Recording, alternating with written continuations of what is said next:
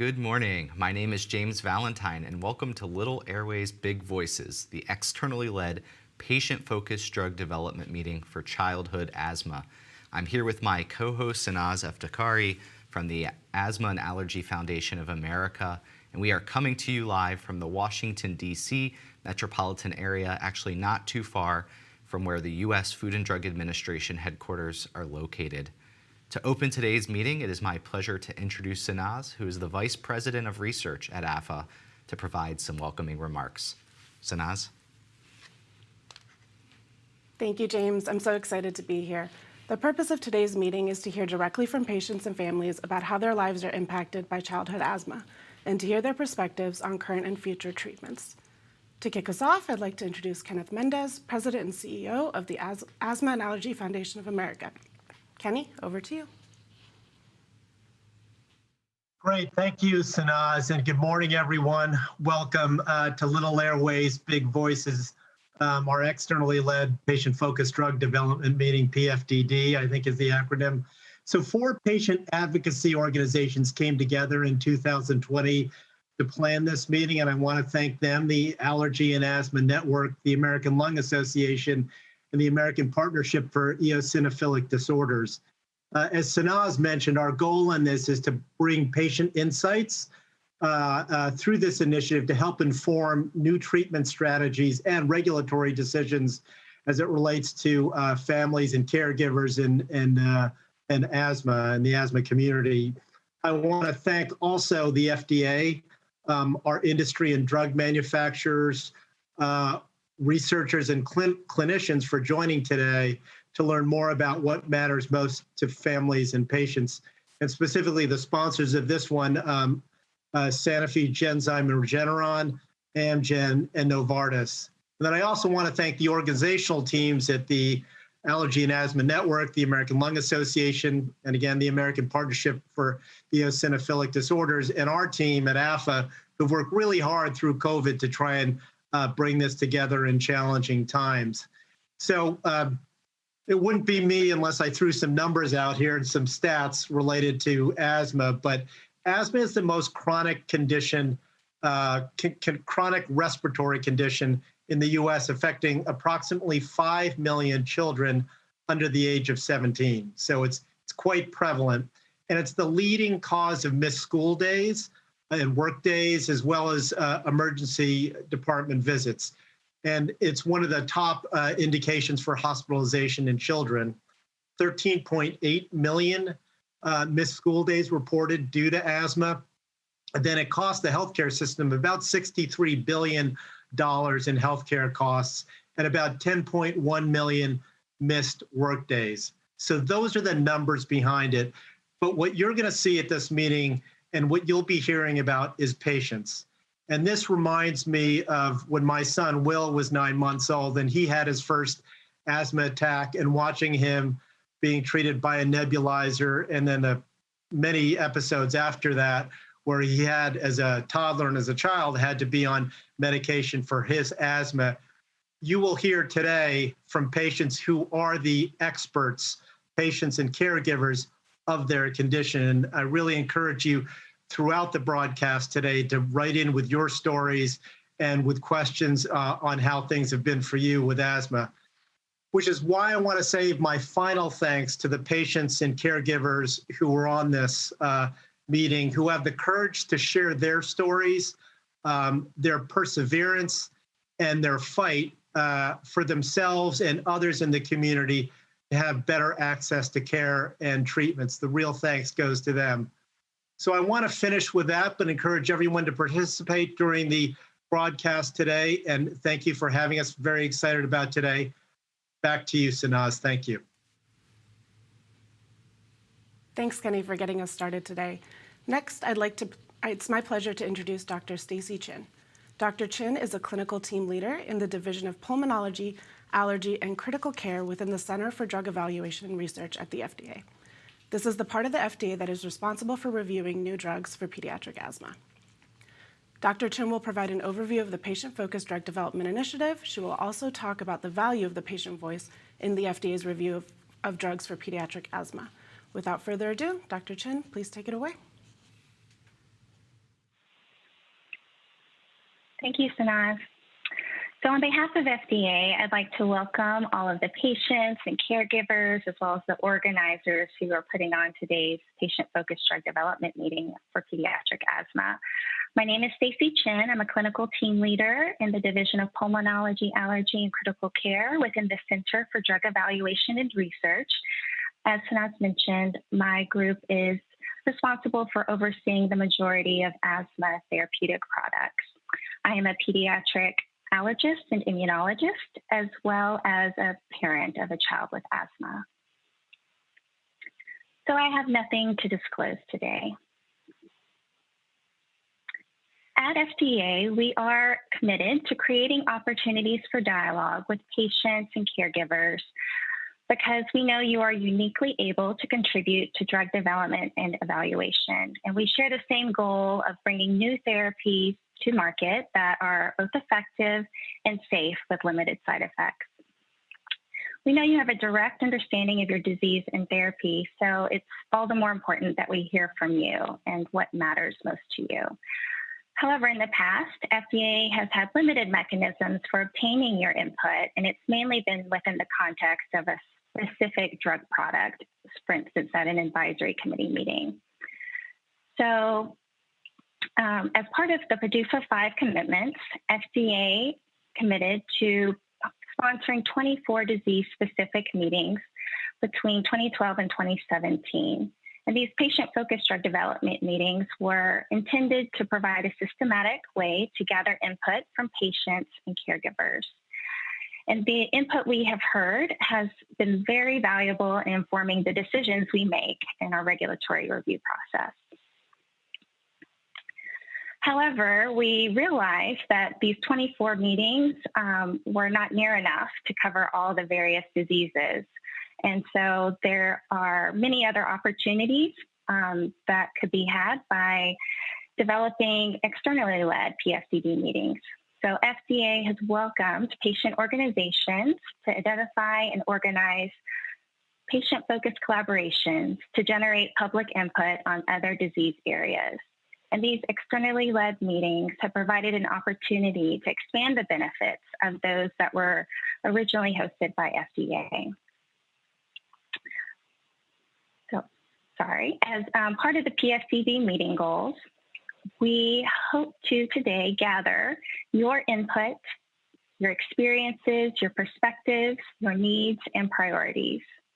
We feel that this information will provide valuable context for assessing the risk-benefit of drug products, the accessibility of certain trade-offs between a treatment benefit and risk you're willing to take for that treatment benefit. And this all goes into informing our decisions that we make when looking at a new drug. We will incorporate your input from today and looking at drug development from the beginning when we're reviewing a marketing application, as well as a post-marketing, in the post-marketing setting. And this is specifically important if new safety signals arise once it's been brought to market. We also hope to identify approaches to facilitate patient enrollment and minimize the burden of participation in clinical trials, because it's really your involvement that is key to bringing new therapies to market. So here I've listed a sample of the types of questions you might hear today. So you'll see that they mainly focus on soliciting your feedback on symptoms and daily impacts and burdens that are most important to you and your child. We also hope to hear your perspective on the currently available treatment options, as well as any areas of unmet need and gaps in currently available treatments. And finally, we'd like to hear what the barriers are to participation in a clinical trial. At the conclusion of today's meeting, a Voice of the Patient report will be generated, and this report will summarize all of the input we hear from you today. This report will be made available publicly on the FDA website.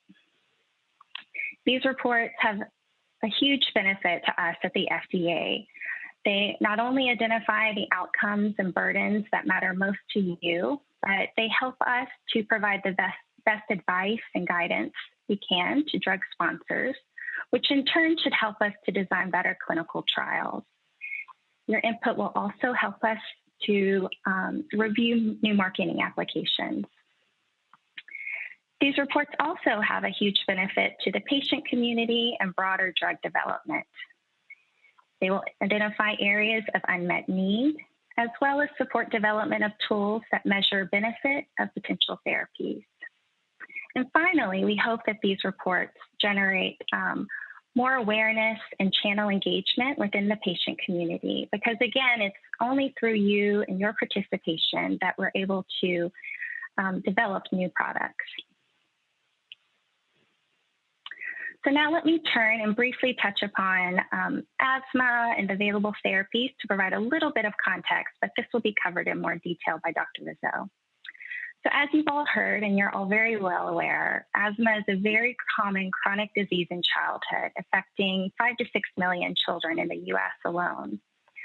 It is a very heterogeneous condition with many diverse phenotypes, which simply means that one child with asthma may look very different from another child with asthma and have a very different course of disease. There are numerous risk factors, both genetic and environmental, for kids and the development of asthma. Family history and allergic history are both very important. The natural history of asthma can be quite variable. So, for instance, an infant who wheezes with upper respiratory infections may or may not go on to develop asthma. And it can be very difficult to predict on an individual basis what a certain patient's course will look like. And as you all know, the symptoms of asthma can vary, as well as the triggers that bring on those symptoms. To diagnose asthma, it's primarily based on a history and physical exam that are consistent with the disease, as well as demonstration of reversible airflow obstruction. Typically, this is done by spirometry or pulmonary function test. Because of the natural history being quite variable and younger children not being able to reliably perform spirometry, it can be quite challenging to make a diagnosis of asthma in infants and younger children. With regard to the available treatment options, we typically bucket these into two main categories. So one, we have the maintenance controller medications that are taken regularly to control symptoms. And then we have rescue medications, which are taken as needed when symptoms arise. So I've grouped the controller medications mainly by route of administration for simplicity. So we have the inhalation medications, which are delivered by either a nebulizer or a metered dose inhaler or dry powder inhaler. The inhaled corticosteroids represent the first line of therapy for most children with asthma, and they may be combined with a long-acting bronchodilator. So these medications are approved down to infancy if they're administered by a nebulizer, or somewhere between 4 and 6 years of age if administered by a metered dose inhaler or dry powder inhaler. We also have a group of oral medications that target the leukotriene receptor. The one you're most familiar with, most likely, is montelukast or Singulair, and it's approved down to 6 months of age and also approved for allergic rhinitis and exercise-induced bronchospasm. However, this medication also carries risks for neuropsychiatric events and has a boxed warning. Then there are groups of injectable medications, and these are monoclonal antibodies that target different molecules in the asthma pathway. So these tend to be approved only for certain types of asthma. So for instance, omalizumab is approved for allergic asthma in kids down to 6 years of age. And then mepolizumab, benralizumab, and dupilumab are approved for patients who have high eosinophils in the blood. And mepolizumab is approved down to 6 years of age, benralizumab and dupilumab down to 12 years of age. And then finally, we only have one class of rescue medication available. These are the inhaled short-acting beta agonists, such as albuterol, but available by nebulizer or a metered dose inhaler. So to date, all of the drug approvals have been based on signs and symptoms of asthma. So primarily improvements in lung function as measured by FEV1 on spirometry, improvements in the frequency of asthma exacerbations, or patient-reported outcomes such as asthma control or symptoms. Unfortunately, to date, we don't have any drugs that are available to stop the progression of disease or for prevention of asthma. So here I've listed some of the challenges in drug development that are specific to asthma and also specific to pediatric asthma. So as I mentioned, asthma is very heterogeneous with multiple phenotypes. So one patient who might respond to one therapy, they may not respond to another type of therapy. And it can be very difficult to predict who will respond to what. We don't have a lot of great biomarkers that predict the course of disease or who will respond to treatment. The issue of variable natural history can also come into play in determining when to intervene with a certain therapy for pediatric asthma. And there are also many differences between adults and children. Children are not just little adults, and an adult who had asthma start later in life is not going to be the same as a child who had asthma starting in infancy. So even though asthma is very common with many approved therapies, there are a lot of unanswered questions about underlying mechanisms and genetics, the interplay with the environment. There are also issues and challenges associated with the locally acting inhaled drugs.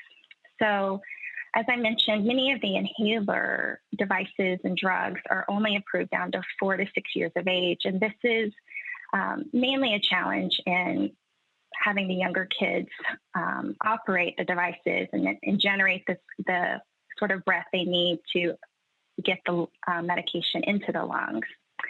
And although these medications are great in that they get medication to where it needs to be, it means we also can't measure the drug levels in the blood and know whether it's going to work. We actually need controlled clinical trials to determine whether these drugs are safe and efficacious.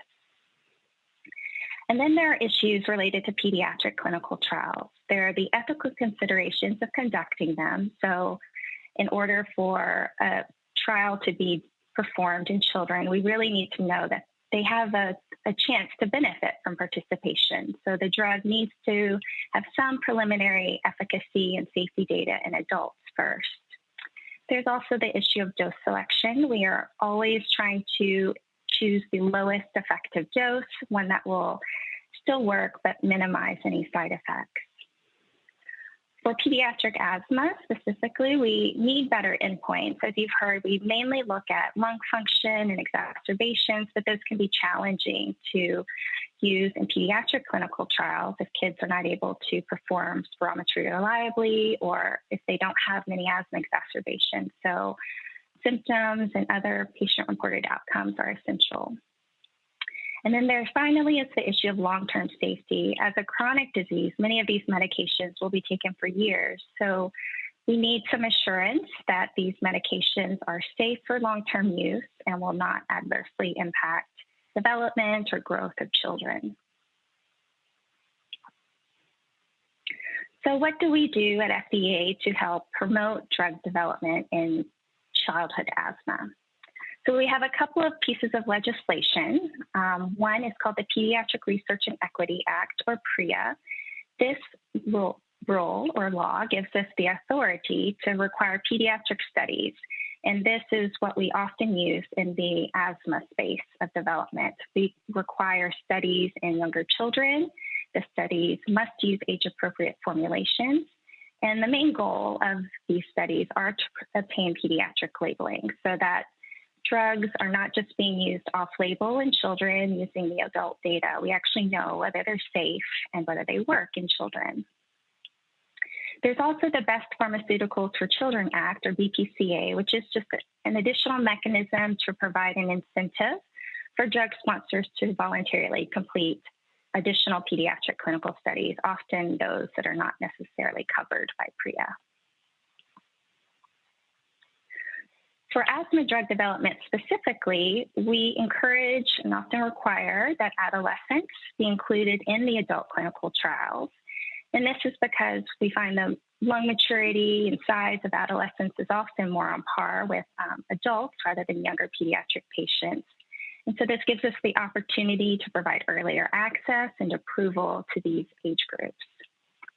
For younger pediatric patients, we require studies in age groups to the youngest age feasible. So for inhaler products, that's often somewhere around 4 or 5 years of age, or whenever they can coordinate the use of the device. And for some of the injectable products, we've been going down to 2 years of age. So it's important to note that although we do provide guidance and advice to drug sponsors, we don't actually conduct the clinical trials. As I mentioned earlier, we also ensure that drugs have a meaningful impact on the disease based on outcomes that we and you hopefully think are important. And we also encourage development of well-defined and reliable patient-reported outcome instruments that capture clinical benefit concepts that are important to you. So one more word on patient and caregiver-reported outcomes, or PROs. These are very important for conditions like asthma, which we may not fully understand. So therefore, your input on what is really meaningful in terms of an outcome is very valuable. These PROs can represent direct measures of a treatment benefit, especially how the patient feels or functions. But like any endpoint, we have to make sure it's measuring what it says it's measuring and actually is truly capturing a meaningful benefit. So all these new instruments have to be evaluated in a controlled trial.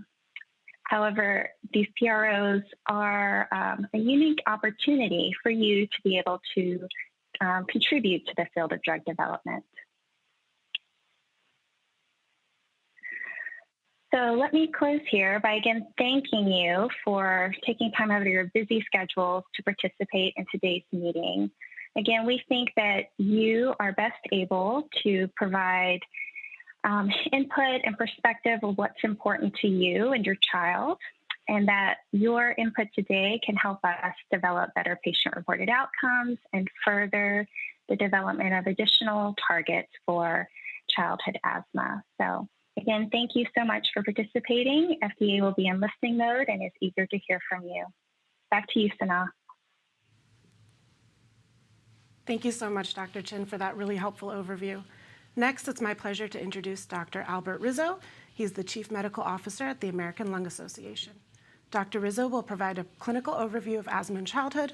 And with that, Dr. Rizzo, I'll hand it over to you. Thank you for the introduction, Sanaz. Treatment and management of asthma is based on the recognition that it's a chronic inflammatory disease of the airways. This is a lifelong disease that can cause breathing problems. Next slide, please. Over the last 50 plus years, the science behind asthma has helped us to better understand the disease process. Early on, asthma was episodic, and many thought that in between attacks, things were normal. This led to the mistaken belief that it was not a chronic condition and that people could, quote, grow out of it or move to different climates to, quote, cure the problem. The chronic lifelong nature of the disease being recognized has led to a much better ability to control the disease. Next slide. The chronic inflammatory disorder of the airways means there are inflammatory cells which include mast cells, eosinophils, and lymphocytes infiltrating the airway lining. When triggered, these cells release chemicals called cytokines that make the airway twitchy or hypersensitive. As shown on the next few slides, this inflammatory process causes airway narrowing. Next slide. This is how an airway looks without asthma. The airway is pink and clear with relatively thin walls, and the muscle bands around the airways are not tight, and the air moves freely throughout the airways. Next slide. Here's a picture of an inflamed airway. See the thicker wall and the narrower opening? Next slide. The narrowing is compounded by the bronchoconstriction, or the tightening of the muscles that surround your airways, further reducing the opening. Next slide. An additional result of the inflammation is an increase in the secretion of mucus, which further blocks the airway. When someone with asthma comes in contact with an asthma trigger, some degree of all these processes occur, leading to increased symptoms when what would be called an asthma attack episode or a flare of the chronic disease. Next slide. Besides impacting the quality of life of the individuals with asthma, caregivers can also be impacted, as in the case of a child that needs to be home due to illness. Multiple studies over the years point to the overall health and economic burden of asthma being largely due to poor control and management of the disease, leading to emergency room visits and hospitalizations, with the direct healthcare costs being estimated at $62.8 billion annually. Next slide. Multiple factors seen on this slide contribute to the triggers that flare the disease and the hurdles to help manage the disease. All of these need to be adequately addressed as a society so that the improvement in asthma care and outcomes can occur. Next slide. There are over 24.6 million Americans who are living with asthma, and an estimated 6.2 million are children. Next slide. Within that 24.6 million in the United States that I mentioned, there exist disparities based on race, ethnicity, and gender, as shown on this slide. For example, the prevalence of asthma and death rates from asthma are higher in the Black community. Next slide. There are a number of factors that include environment, genetics, obesity, exposure to childhood diseases, all of which contribute to the development of asthma in an individual. People who smoke have a high risk for developing asthma, and children whose mothers smoked during pregnancy or who were exposed to secondhand smoke are much more likely to have asthma as well. Next slide. Asthma episodes can start suddenly or take many days to develop. The signs or symptoms of an asthma episode differ from person to person, such as having an itchy or scratchy throat, dark circles under the eyes, restless sleep, or waking up coughing or experiencing a drop in their peak flow meter readings if they're monitoring them. During an asthma episode, symptoms may include struggling to breathe, hearing a whistling or a wheezing sound when breathing, coughing, or feeling tightness in the chest. Remember, not all individuals with asthma will wheeze. For some, coughing, especially during the night or after exercise, may be the main symptom that asthma attack is coming on. Every person with asthma will not have the same signs and symptoms as another person, and understanding what your signs and symptoms are key component to the proper asthma management. Next slide. Healthcare professionals use multiple methods in order to make an asthma diagnosis, such as collecting a detailed medical history that includes the signs and symptoms a patient has, as well as identifying triggers which cause those signs and symptoms. Another important tool is the physical exam, such as looking for inflammation in the nasal passages and listening to the lungs for the signs of airway narrowing, such as wheezing. Other tests may include chest x-rays, breathing tests, or spirometry, all of which are looking for airflow obstruction. Next slide. Asthma triggers can differ from person to person. Some of the most common asthma triggers include allergens, such as animal dander, mold, dust mites, and pollen. Irritants such as cigarette smoke, wood smoke, and outdoor air pollution, chemicals such as ozone, fumes, vapors, cleaning products, and any strong odor or fragrance can also be an asthma trigger. Respiratory infections such as influenza can also be triggers. Exercise and strong emotions, including laughing, crying, anxiety, stress, all can bring on asthma symptoms. To complicate matters, people with asthma often have more than one trigger. By keeping a journal or a detailed diary tracking symptoms, you and your healthcare provider can find patterns in your behavior or exposures that point to a specific trigger and can help management. Next slide.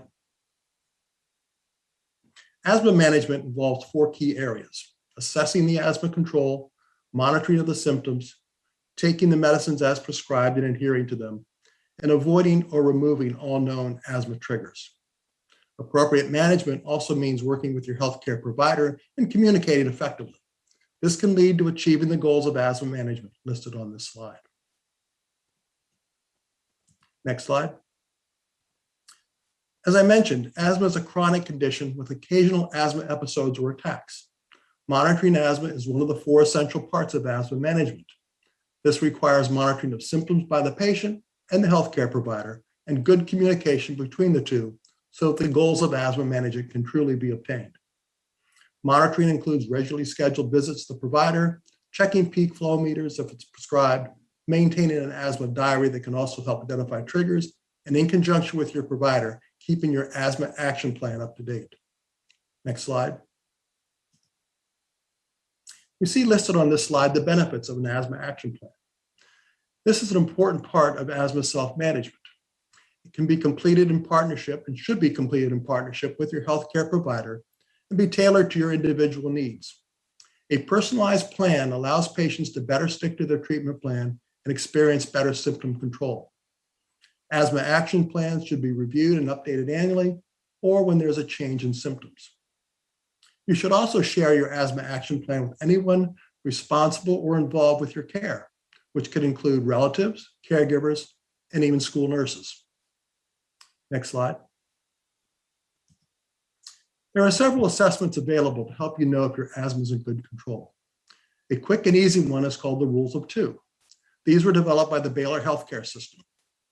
Ask yourself, do you take quick relief inhalers more than 2 times per week? Do you waken at night with symptoms more than 2 times per month? Do you refill your quick relief inhaler more than 2 times per year? If you answer yes to any of these questions, your asthma may not be well controlled. This is an indicator to follow up with a healthcare professional about your asthma and make adjustments to your action plan. Next slide, please. There are 2 main categories of asthma medications: long-term control or maintenance medicines and quick relief medications. Long-term control medicines work slowly over time to prevent episodes from occurring. Quick relief medications relax the muscles around the airways and are taken when asthma symptoms appear and are breaking through the controller medication. Let's go into this a little more detail. Next slide. Long-term control medicines include the inhaled corticosteroids and the long-acting bronchodilators. They are designed to be taken for years, if not a lifetime, to control the asthma. Many individuals living with asthma believe that they have a sense of stability in their symptoms and they feel they can stop taking their long-term control medicines. This stability after stopping these meds can be short-lived. Long-term control medicines must be taken daily in order to be effective. Inhaled corticosteroids are used to reduce and prevent swelling of the airways. They are anti-inflammatory in their effect. When used daily, inhaled steroids decrease the number and severity of attacks. Long-acting bronchodilators come in 2 categories, the beta agonists and the antimuscarinics, and they relax the muscle bands around the airways and allow you to breathe in and out more easily, and can come in daily or twice daily dosing regimens. These medicines should only be used with an inhaled corticosteroid for long-term asthma control. Next slide. Quick relief medications come in the same type as the long-acting bronchodilators we just mentioned, beta agonists and antimuscarinic, but are only designed to act for a short period of time, say 2 to 4 hours. During an asthma episode, taking quick relief medications loosens the muscles that tighten around the airways during an asthma episode, thus reversing bronchoconstriction, and can ease the symptoms, and the use should be guided by your asthma action plan. Once you've taken your quick relief medication, it can last up to 2 to 4 hours. Next slide. Fortunately, we have very good medications to help control asthma, but unfortunately, there are individual and societal hurdles, some listed on this slide, that make appropriate use and adherence to medications not as easy as we would like. The societal issues are a much broader discussion than for today's and involve the social determinants of health. Next slide. But I would like to mention some help for the individual hurdles. A study from the Baylor College of Medicine showed that 70 to 90% of people with asthma make mistakes in using their medication devices, thereby limiting the medication's ability to reach the lungs and relieve their symptoms. The use of a valved holding chamber can improve delivery of medications from a metered dose inhaler. By simply attaching a valved holding chamber or a slightly different device called a spacer, you can improve the delivery and effectiveness of the drug as listed on this slide. Next slide. However, some children and adults with impairments still struggle with using metered dose inhalers effectively. In this case, your healthcare provider may recommend that you use a nebulizer that's shown on this slide and the components are described. Next slide. Now, despite the appropriate use and adherence to the medications I've just discussed, there remain a population of asthmatics who've been characterized as severe asthma, which may represent up to about 5% of the individuals with asthma. These patients have less than optimal control with repeated exacerbations and require courses of oral steroids like prednisone. These individuals may be candidates for a relatively new but growing group of medications known as biologics that are listed on this slide. These drugs are particularly effective in asthmatic patients that have allergic or eosinophilic mechanisms. These drugs have varying schedules of dosing and have some limitations related to the age. Next slide. So I hope I've helped set the stage for your further discussions today regarding controlling asthma and achieving your personal goals regarding your disease. We learned that asthma is a chronic inflammatory disease of the airways, and there are 3 changes that occur in the airways that make it hard to breathe: inflammation thickening the airway wall, bronchoconstriction, and increased mucus production. Managing asthma includes 4 essential areas: ongoing assessment, monitoring of symptoms, taking medications adherently, and avoiding or removing known asthma triggers. We've also learned that it's important to work with your healthcare provider and follow the management steps on your asthma action plan in order to achieve your goals of asthma management. Next slide.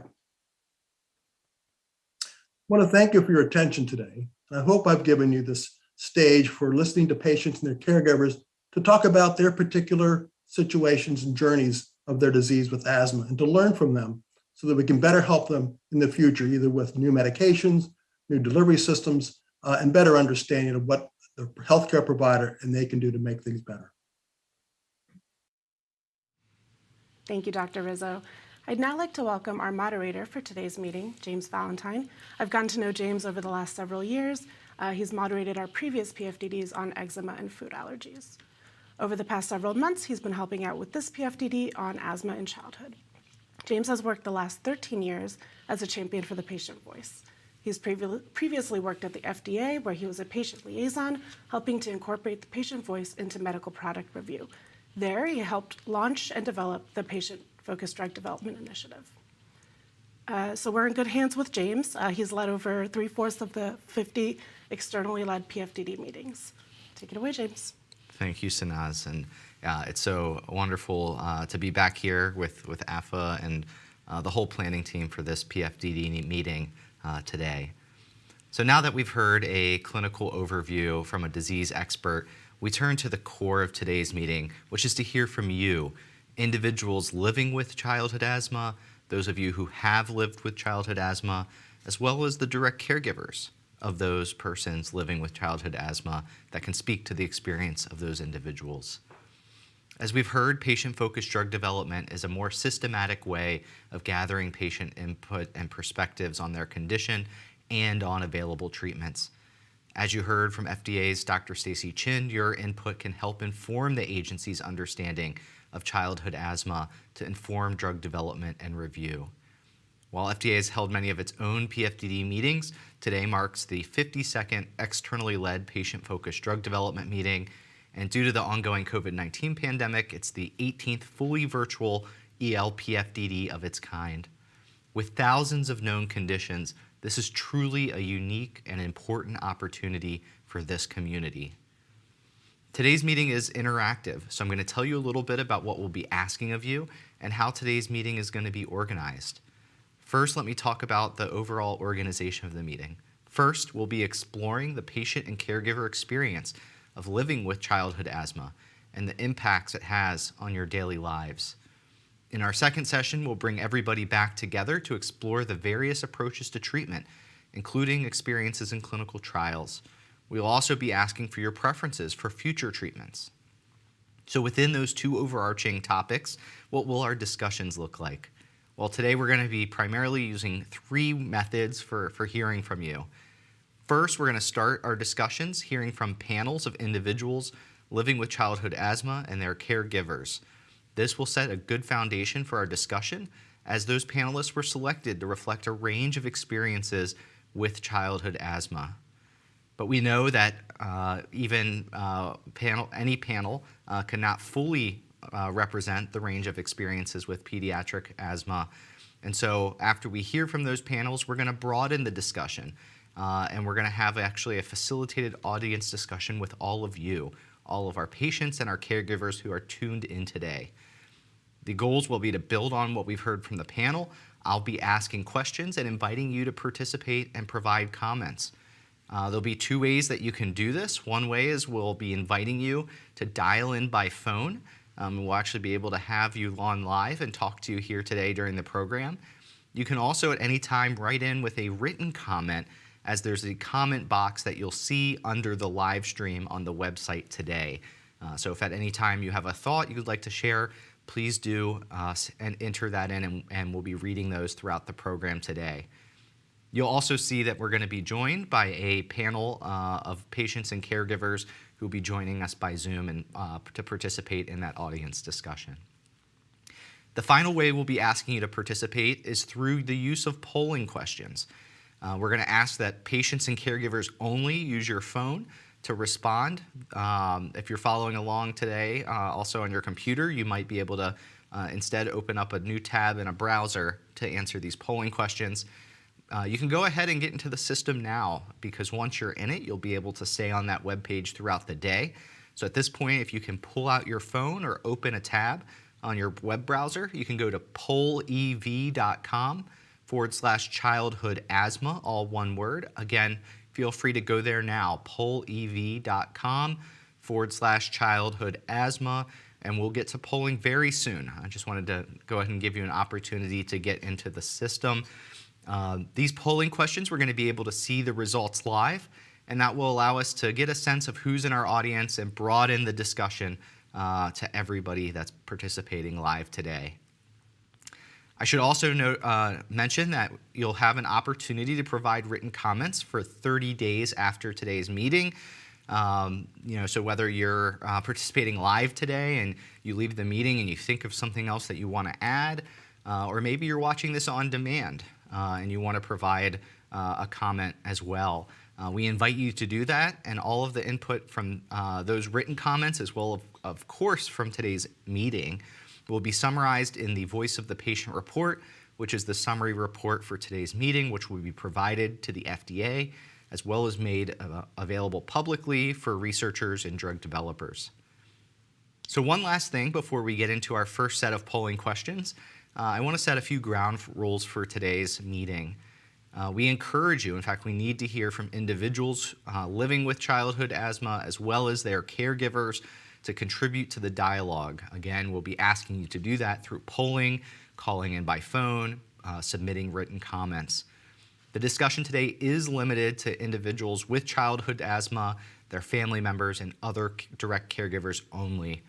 Our other stakeholders, the FDA, drug developers, and clinicians, we welcome you, and for the rest of the audience, they are here to listen to you. I also want to mention that the views expressed today are inherently personal, and the discussion may get emotional at times, so respect for one another is paramount. And to that end, we ask that you try to be focused and concise in your comments, so that way we can hear as many voices as possible. So with that out of the way, let's go ahead and get to it with our first set of polling questions. These are some demographic polling questions to get a sense of who we have in our audience today. So go ahead and pull that phone back out, go to that tab, go to pollev.com/childhood asthma. Just keep that open throughout the program today. We'll be coming back and asking you questions throughout the day. But here we're going to get started with just a few questions to get a sense of who we have in our audience. So this first question that we have for you is, are you an individual aged 13 to 17 living with asthma? Are you an individual aged 18 or older who had asthma in childhood? Are you the parent or other caregiver of a child with asthma?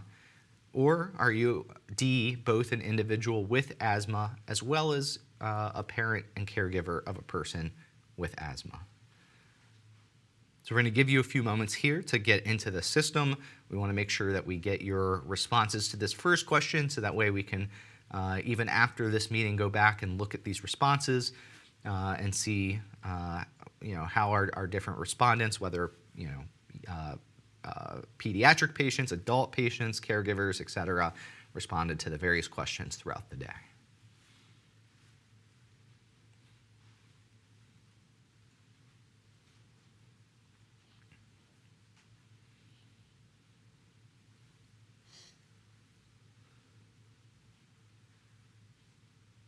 So I will say that once we move past this question, regardless of whether you're a patient or caregiver, we want you to keep responding, but we will be asking all of our caregivers, who I'm seeing here. We have some pretty good representation from those of you that are caregivers, to answer the following questions on behalf of the child for whom you care that is living with asthma. You'll see what I mean shortly, but we just wanted to put out that so that way you know ahead of getting those questions to please answer on behalf of the child with asthma. So it looks like our responses have come in here. We have about a little over a third of the audience who are both patients themselves as well as parents and caregivers. We see that we have about another 25% or so that are parents and caregivers. Glad to see also that we have individuals who have lived with asthma in childhood who are participating, about 35%, a little over a third of our audience. Those living with who have lived through asthma in childhood who can speak back to that experience of their life living with asthma in childhood. And of course, welcome to all of you that are still living with asthma in your childhood, about 5% of our audience, those individuals aged 13 to 17 living with asthma. We're going to move to our next polling question. So here we ask, where do you currently reside? Again, this is likely going to be the same if you're a caregiver, but please do answer this on behalf of the person for whom you care.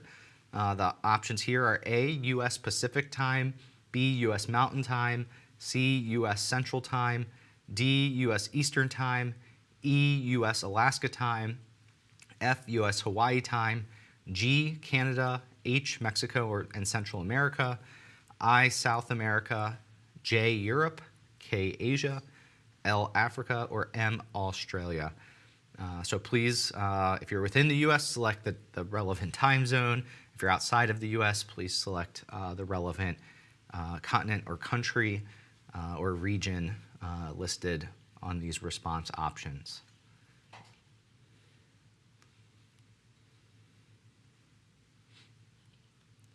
So we'll give just a few more moments in case anyone has not yet gotten their responses in. As it stands, it looks like we have about 2/3 of our audience logged in today that are the person living with childhood asthma lives in U.S. Eastern Time. We do have representation across the United States, though. We have representatives from U.S. Pacific Time, Mountain Time, and Central Time. We go to our third polling question. So here, the person with asthma, so if you're a person living with pediatric asthma or had pediatric asthma yourself, or if you're a caregiver, your child, do they identify as A, female, B, male, C, non-binary, D, you prefer not to identify, or E, other?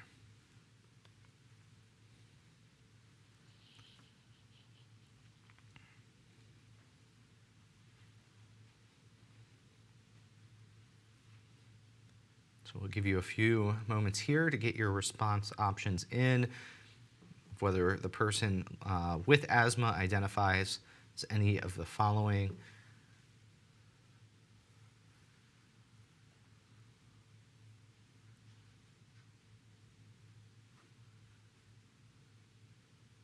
We see that we're jumping back and forth between female and male. So at least initially it was looking like we might have about equal representation, although right now it looks like a bit more representation of females living with asthma represented today. If we go to our fourth polling question. So the question here is, how old is the person with asthma currently? The options are A, 0 to 5 years of age, B, 6 to 12 years of age, C, 13 to 17 years of age, or D, 18 years of age or older. So please select the age range for the person who is living with or has lived with childhood asthma and their current age. So if you're a caregiver, please provide the age of the person for whom you care.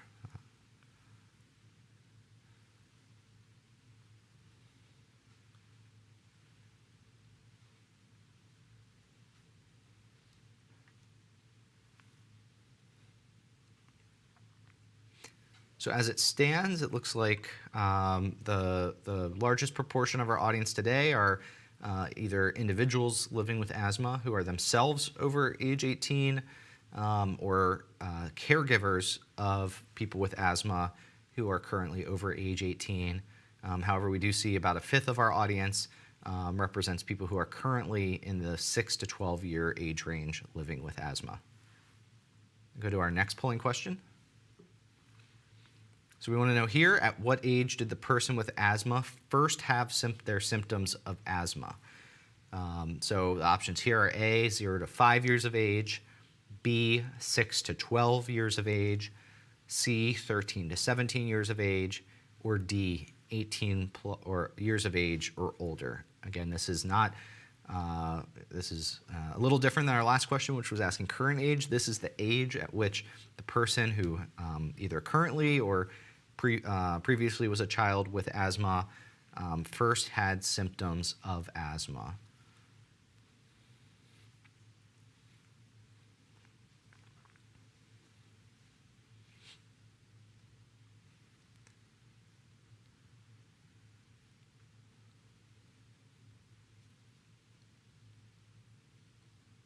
So we'll give you just a few more moments to get your responses in here. As it stands, it looks like the largest segment is first symptoms of asthma in the 0 to 5 year age range, followed by the 6 to 12 year age range, and some represented with first symptoms of childhood asthma in the 13 to 17 year age range. So when we kind of look at this and compare it to our last question, we see while many of the individuals represented today are older, meaning maybe in early adulthood, they've lived with childhood asthma from their earliest years of life, with most of them having those first symptoms of asthma in the 0 to 5 year age range. If we go to our final polling question for this first batch that we have today. And so here we want to know, to the best of your knowledge, what triggers your or your child's asthma, and here you can select all that apply.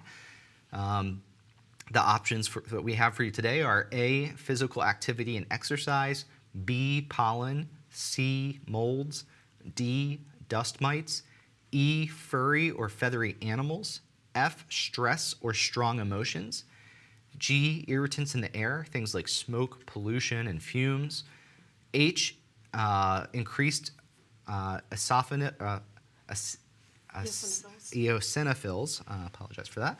I, illnesses, things like colds and flu. J, the weather, things like dry air, cold air, or thunderstorms. K, strong emotions. L, medicines. M, some other trigger that's maybe not listed here on this slide. Or N, if you're not sure what triggers your or your child's asthma. One thing I will point out is this is our first question where our participants today have been able to select more than one response option. So when we see percentages for any question like this, where more than one response can be selected, we're seeing a percentage of total responses. So what that means is we're not seeing a percentage of the number of people who selected a particular response. So for purposes of today, I'd like you to look at these bars and think of them as sort of a ranking, relative to one another. And James, it's very common for people to have multiple triggers for their asthma. So this ranking will be really interesting for today's conversation. Yes, and we hope that you'll start to be thinking about your asthma experiences as we're going to shortly be moving into our first topic today. And to the degree that you can help us understand how these different triggers impact different experiences that you have. Whether that's in this morning session where we're going to be talking about the symptoms and health effects. Do certain triggers maybe trigger more severe symptoms or are more common to trigger symptoms for you. Or maybe then in our afternoon session when we're talking about treatments, we're going to want to understand maybe what treatments work best at treating, or maybe muting some of the symptoms from maybe some of these triggers, or maybe it helps with all of them. It'd be very important for us to hear that. So just going back to these results for a moment, what Sanaz said is true, that we're seeing quite a bit of different triggers represented here today. Some of the top triggers are physical activity and exercise, irritants in the air, and illnesses. We're seeing many others, though, ranked very highly. No one mentioned something else, some other trigger, and we only had a very small proportion of the participants who were not sure what triggers their asthma, although we do want to hear from you about what your life with asthma is like, even though you have not identified what triggers your or your child's asthma. So I want to thank you for participating in this first set of questions. This has really helped us get a sense of who we have in the audience today. Now we're going to move into our first kind of topic for discussion for today, which is what it is to live with childhood asthma, what that means in your daily life. And so if we can pull up our first set of discussion questions, I just want to go over with you the types of things that we want you to start thinking about as you hear from our panel, as you think about calling in and writing in. And so this first topic, we want you to think about, of all your symptoms with asthma, which of those symptoms have the most significant impact on you or your child's life? We know that there's many different symptoms that might manifest, and so we want to hear from you which ones are most troublesome. We want to know what these symptoms and health effects look like, how they vary, including how they vary from day to day. One way we might think about this is, what does a good day look like versus a bad day, a best day, or versus a worst day? We're going to also explore how those symptoms have changed over time. So how have they changed from week to week, month to month, or even over the course of years? We've heard from many of you that you're in adulthood now, but you've had your first symptoms since you were 0 to 5. What has that journey over the course of your childhood looked like?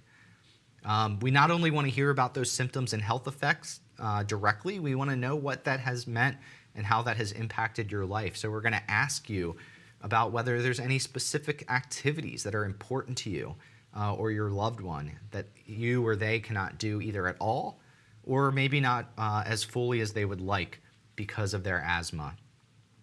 And finally, knowing that asthma is a chronic condition and that you will continue to live with and experience asthma, we want to know not only about your past experiences, but also what your fears are, your concerns or worries for the future as you or your loved one continue to live with asthma as you continue to get older. So to get us started on this topic of what it is to live with childhood asthma, we have a panel of patients and caregivers who are going to be sharing their experiences. We have Monique, Nicole, Esther, Reagan, Larry, and Anne-Marie who will be sharing their stories. So without further ado, Monique, why don't you take it away?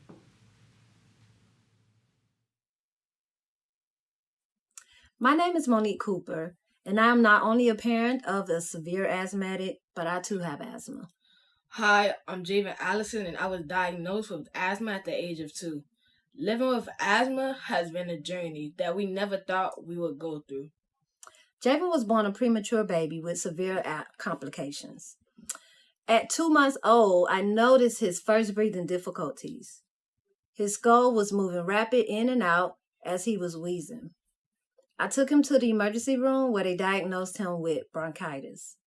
Javen has always been a hyper kid struggling with anxiety and ADHD, which played a small part in him having asthma attacks.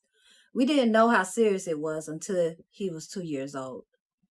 One typical day when Javen was 4 years old, he was having fun being with family members, but he was also around environmental things that triggered his allergies. We picked Javen up and ran a few errands with him, and we noticed how weak he was. He was not able to walk on his own. His dad and I first thought it was signs of wanting to be picked up, but then he started coughing. We reached home, and Javen didn't even make it down the hallway before passing out on the floor. We immediately rushed him to the emergency room, where they told us that he was in distress. This is when we realized how serious this was. This was also his first of many ICU stays. Throughout this journey, We have had good days and bad days, but on both days, we are affected the same. Although he is having some great days now at the age of 13, we take off or leave early from work and school to see his pulmonologist on a biweekly basis. We make sure we stay on routine with his medications. Pump first thing in the morning, pump at night before bedtime. Make sure we cover all allergies so they won't trigger asthma.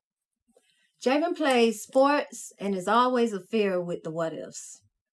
What if it's too hot and he gets exhausted and can't breathe? What if the activities are too much for him to handle? Before and after practice and game days, he takes the emergency inhaler to make sure his airways stay functioning for him. On his worst days, we take off from work and he's home from school due to being hospitalized after having attacks.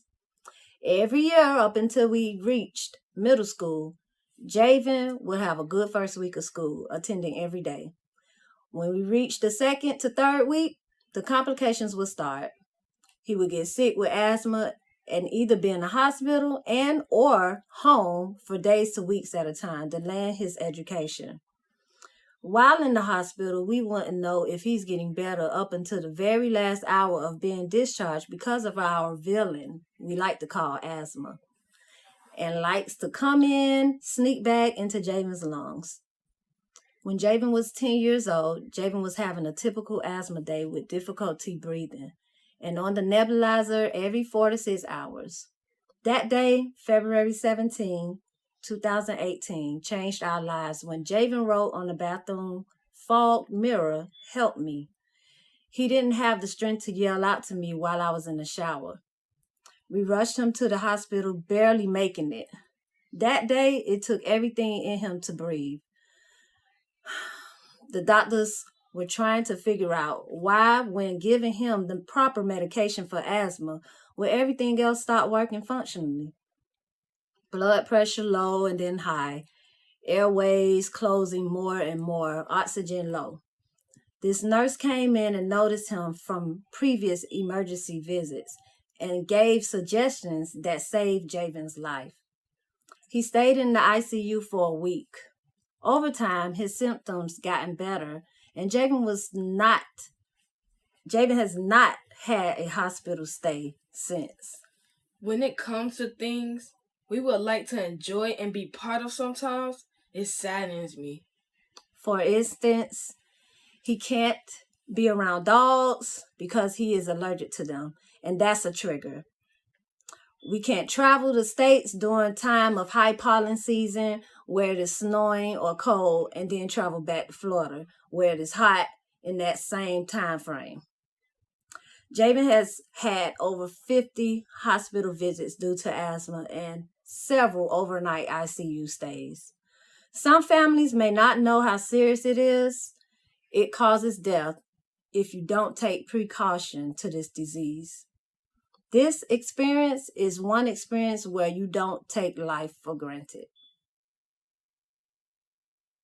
My name is Nicole Sutton from Tampa, Florida, and I'm the parent of Nick, a 5-year-old boy with asthma. I'm grateful for the opportunity to tell our family's story. Our family's asthma journey began when Nick was 11 months old and ended up at an urgent care for coughing, labored breathing, and chest rattle without any other symptoms of illness. Though I had noticed that he was coughing during the day and it was beginning to increase, it wasn't until night when he was trying to fall asleep when I really recognized him struggling to breathe. At that time, we were traveling in Northern California, and it was assumed that his symptoms were a possible reaction to air quality issues from wildfires that were burning within a few hundred miles of where we were. He was treated with a nebulizer and given a prescription for a rescue inhaler, and that was the first time we heard the word asthma. We were told when we returned home to see our regular provider because it was possible that some of his symptoms were an indication of asthma. Once home, he was diagnosed with bronchitis. He was treated, recovered, and things seemed normal. But within that period of a year, we ended up seeking emergency care with very similar symptoms. A chest x-ray revealed at that time that he had pneumonia, and so we began treatment, including the use of a nebulizer. The pneumonia took several months to really fully clear, and Even after that, we ended up back in the emergency room within a few months. We thought that it was a possible reoccurrence of pneumonia, but instead found out that it was bronchial spasms. These were incredibly scary to experience as a parent. My child was really gasping for air and he was exhausted trying to breathe. As a Medicaid participant, we had to navigate a complex system to be able to get him specialized pulmonary care. We almost never saw the same practitioner, which was contributing to some confusion and frustration, but we did finally receive an official asthma diagnosis and treatment plan. Information that was given to us about his asthma really came mostly in verbal form. And at that time, he was also in preschool. And so he was experiencing several colds and viruses. And each time there was an illness, it was almost immediately there was an asthma reaction, even while we were adhering to his treatment plan. We had many medication adjustments. And after one particularly difficult period, I felt I needed to do something to get more control over what might be triggering the asthma. So I found some information that was not previously provided to me by his medical provider, and I removed every stitch of carpeting in our house and replaced it with laminate. I rehomed our pets. I removed all stuffed animals. And we also got into a routine of washing all bedding, sofa coverings, area rugs, changing air conditioning filters, and cleaning vents. Just very strict schedule of doing those things. And we did notice improvements in the frequency of his asthma symptoms.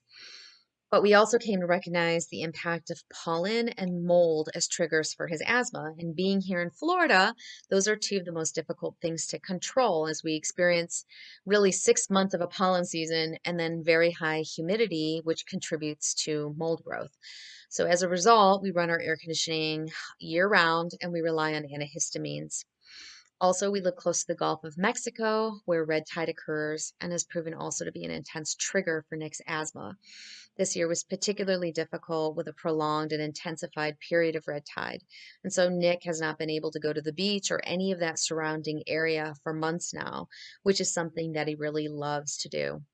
I'd say that Nick's asthma is well managed and that he's doing really well using the inhaled steroids.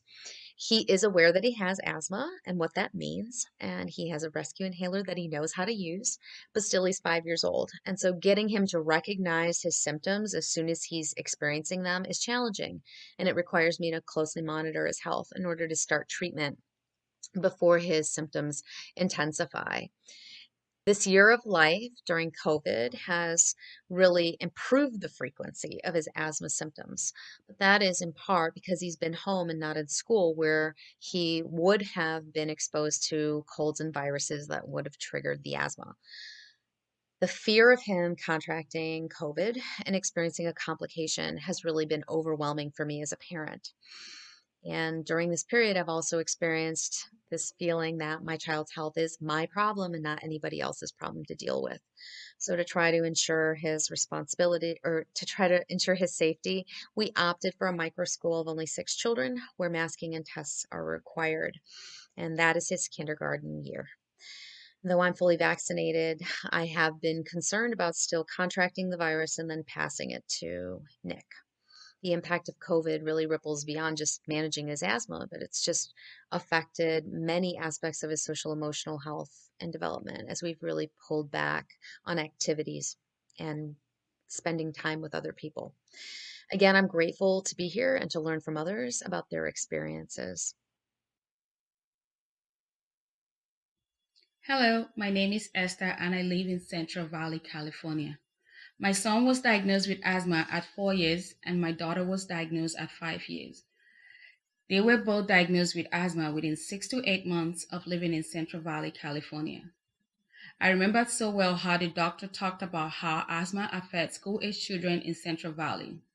Central Valley is known for its unhealthy air quality. Central Valley, California and its neighboring counties are ranked first for particulate matter pollution. Also, the rate of childhood asthma in Central Valley, California is higher than the statewide average. My son's asthma is triggered mainly when the air quality is unhealthy and changing weather. My son's symptoms started with coughing and were not relieved with any cough medication, lemon, or honey. His cough is constant and not relieved by drinking water or clearing his throat. Sometimes he will get relief when he stops his physical activity to rest and take a couple of deep breaths. Sometimes he will wake up in the nighttime due to cough. His symptoms progressed to wheezing. We took him to his doctor the next day when his symptoms were not relieved, and he was diagnosed with asthma. My daughter's symptoms started 2 months later. We were at her soccer practice. Her symptoms started with constant coughing and shortness of breath. She had to immediately stop soccer practice, and I took her home. She was sad that she could not practice with her friends. Her asthma is triggered by physical activities. My worst symptom is coughing and trouble breathing. It makes me feel uncomfortable and scared. Some nights are good and some nights are bad. The bad nights are when I cannot sleep because of my cough. I stayed in my parents' room on the bad nights, and my mom and dad gave me breathing treatment. I feel sick and tired when I wake up in the morning. I remember one day at school I was playing chess and I started coughing. I could not catch my breath and I started crying. I was taken to the office and they called my mom. My mom told them to give me my inhaler, and she came and picked me up from school. We went home and I was still coughing. My mom took me to the clinic. My asthma gets worse when the air is dusty and smoky. Those are the days I cough a lot, and I use my yellow inhaler. My mom has an app on her phone, and it tells me when the air is safe. I always have my yellow inhaler at school because I may need it when the air is terrible. I do not enjoy having asthma symptoms, especially when I play soccer. My symptoms start with coughing and may get worse. I have to stop playing when I cannot catch my breath. I don't want my symptoms to get worse, so I use my rescue inhaler before playing soccer. I have fewer symptoms when I play tennis and I do water sports like wakeboarding. I don't use my inhaler when I do wakeboarding or tennis. I am physically active and I enjoy sports. My favorite sports are soccer, tennis, volleyball, and track. My mom encourages me to participate in sports, know my limits, when to rest, and use my rescue inhaler. My mom also taught me how to use my inhaler. I use my inhaler when I am constantly coughing and when I feel short of breath. As a school nurse, I manage students with asthma, and I see these students daily. My greatest worry for my kids and other kids with asthma are safe environment, safe physical activities, self-advocacy, and identifying symptoms before it gets worse. My son had 2 asthma episodes at nighttime while in camp. He woke up from sleep due to coughing and could not catch his breath. He called out to his counselor that he needs to use his inhaler and see the nurse. He felt relieved after using his rescue inhaler. Providing asthma education and training to students, educators, and parents can help reduce poor asthma outcomes. I remember the last time that my son had an asthma attack. I was talking to the nurse, and she said that I did the right thing by having him use his rescue inhaler. She also stated that sometimes parents administer the wrong inhaler to their children during an asthma attack. Hi, my name is Reagan Lloyd, and I'm a 17-year-old rising senior. I love hanging out with my friends, playing sports, and anything in the water from swimming to diving to surfing. I've had asthma since I was 3 years old, and it certainly adds difficulties to my life as an active teen. When I was 2 years old, my allergies started getting bad and I was often sick. My mom started noticing she could hear whistling in my chest when I breathed. It was never a quick onset. My wheezing would get worse over a period of many days. My mom used to sleep in my room to listen to me breathe when I got sick, just in case it sounded like I was struggling. Sometimes I would have to go to the ER when I got really bad. Asthma causes my airways to become inflamed and narrow, making breathing difficult. It can feel as if someone is sitting on my chest or that there's a cloud in my lungs. With each breath I take when I'm sick, I hear loud crackling sounds, feel like my chest is heavy, and struggle to complete daily activities like walking up the stairs without getting out of breath. My asthma is caused by my allergies to dust, pollen, and from viruses. It can also be triggered by things I do not expect, from cold weather to cold drinks to chlorinated indoor pools. If I walk outside in the spring, I know I will step back inside with a stuffy nose, red eyes, and itchy skin. I can expect an impending sinus infection or asthma flare in the next 2 days.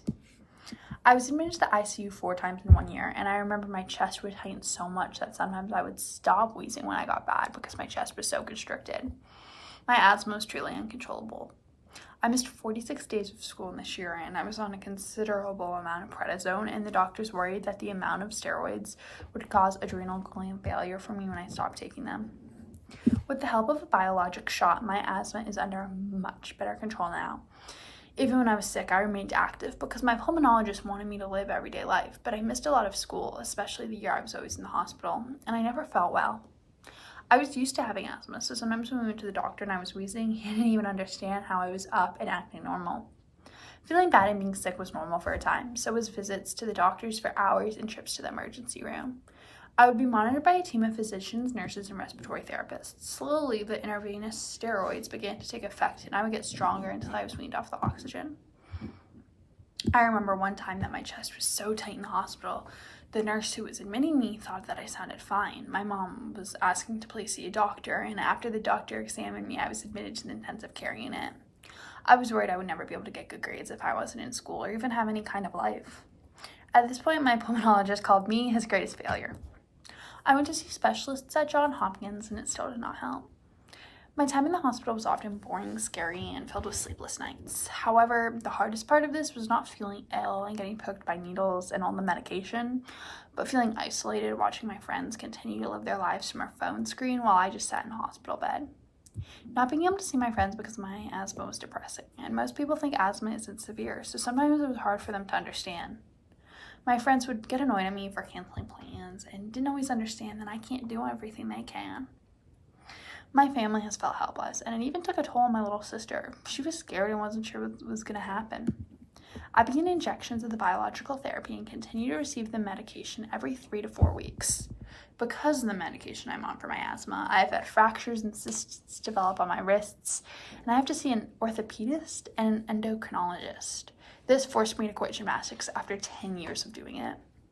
I'm grateful that I am okay for now, but asthma isn't curable, and I worry that someday I might not be able to get my medication or that it might start not working again. Asthma truly has impacted not just my life and the way I live every day, but my family's life and who I am as a person today. Hello, we got the Adult Participate family. Larry, my wife Anne-Marie, and our daughter Adriana. We are here today to share the story of Alessandra, our daughter, and Adriana's twin sister. It started 27 years ago, on June 20th, 1994, with the birth of Adriana and Alessandra. They were preemies and they were born at 28 weeks, and they only weighed a little bit over 2 pounds. That is the day our journey started. As new parents, we were not prepared as we thought for the upcoming challenges. Soon after birth, Adriana and Alessandra were diagnosed with cerebral palsy. We soon realized this was becoming a much tougher challenge for us as parents. In addition to cerebral palsy, Alessandra also had lordosis, dyslexia, and allergies. Adriana and Alessandra endured 16 total surgeries, extensive physical therapy, and with the support and love from our family and friends, our girls became independent and fantastic young women. They exceeded all expectations. Alessandra was diagnosed with asthma as a teenager. Over time, Alessandra had at least 3 asthma attacks that resulted in emergency room visits over the span of a few years. Within the past 3 years, she had at least 1 attack per year. One attack was when she was visiting a friend of her cats, another was during a family vacation in Aruba, and the last was during a New York Ranger hockey game. Each time she was provided steroids and sent home. During the asthma attack at the New York Ranger hockey game, her attack was triggered by transitioning from the cold weather outside to the hot temperature of the arena. Within a few minutes of entering the arena, Alessandra said she couldn't breathe because it felt like she had bricks laying on her chest. It was at that moment we decided to seek emergency medical help. I had asthma as a young boy, but when I became a teenager, all asthma symptoms were gone. We as parents thought these attacks were just part of living with asthma, which would be treated with medication. Alessandra graduated from Brescia University in the summer of 2020 with a degree in social work. She had a long-time boyfriend who is today a Pennsylvania state trooper and serves in the New Jersey National Guard. As Alessandra reached adulthood, she became more independent. This independence led her to decide to be less diligent in taking her medication. We were not aware of this. We thought as an adult, she will still take her required medication as prescribed and to keep her asthma under control. She felt following this daily routine to become a burden on her life. In 2019, I graduated from Villanova Law School and got engaged to my boyfriend, Josh. The wedding planning began shortly after, with a wedding date set for May 1st, 2021. The pandemic forced all of us to work from my parents' home, but it did not stop our wedding planning. Yes, there were plenty of stressful moments, but we remained focused on having our wedding on May 1st. Finally, May 1st arrived, Adriana's big day. Adriana was the first grandchild of my wife's mother to get married. A historic family moment. The day was beautiful, one of the happiest moments of our lives. Shortly after I had a dance with Alessandra, she felt ill and was having trouble breathing. Her boyfriend escorted her out of the reception to get some space and use her Albuterol. Unfortunately, she passed out in the hallway as my wife was assisting her. We had multiple guests at the wedding who were medical professionals as well as an FDNY captain. They all sprang into action in an attempt to revive Alessandra. Eventually, our paramedics arrived and continued life-saving efforts. Alessandra never regained consciousness and passed away during the early morning hours of May 2nd. The official cause of death was cardiac arrest caused by severe asthma attack, which also caused loss of oxygen to her brain for over 40 minutes. One of the happiest days of our lives turned into a parent's worst nightmare. The pain and agony and loss of Alessandra for our family has been excruciating, which no parent or sister should endure. So our message to you as parents of children with asthma is to be involved in their health choices. Asthma is a very serious ailment, and following the treatments prescribed by the allergist or pulmonologist is mandatory. If we were more involved with Alessandra's health choices, just maybe we could have saved her life. Young adults believe they are invincible, but they are just as vulnerable as we all are. In the case of such serious ailment, such as asthma, all parties should participate in the treatment plan. This joint effort could have made a difference between life and death. Thank you, the Principe family.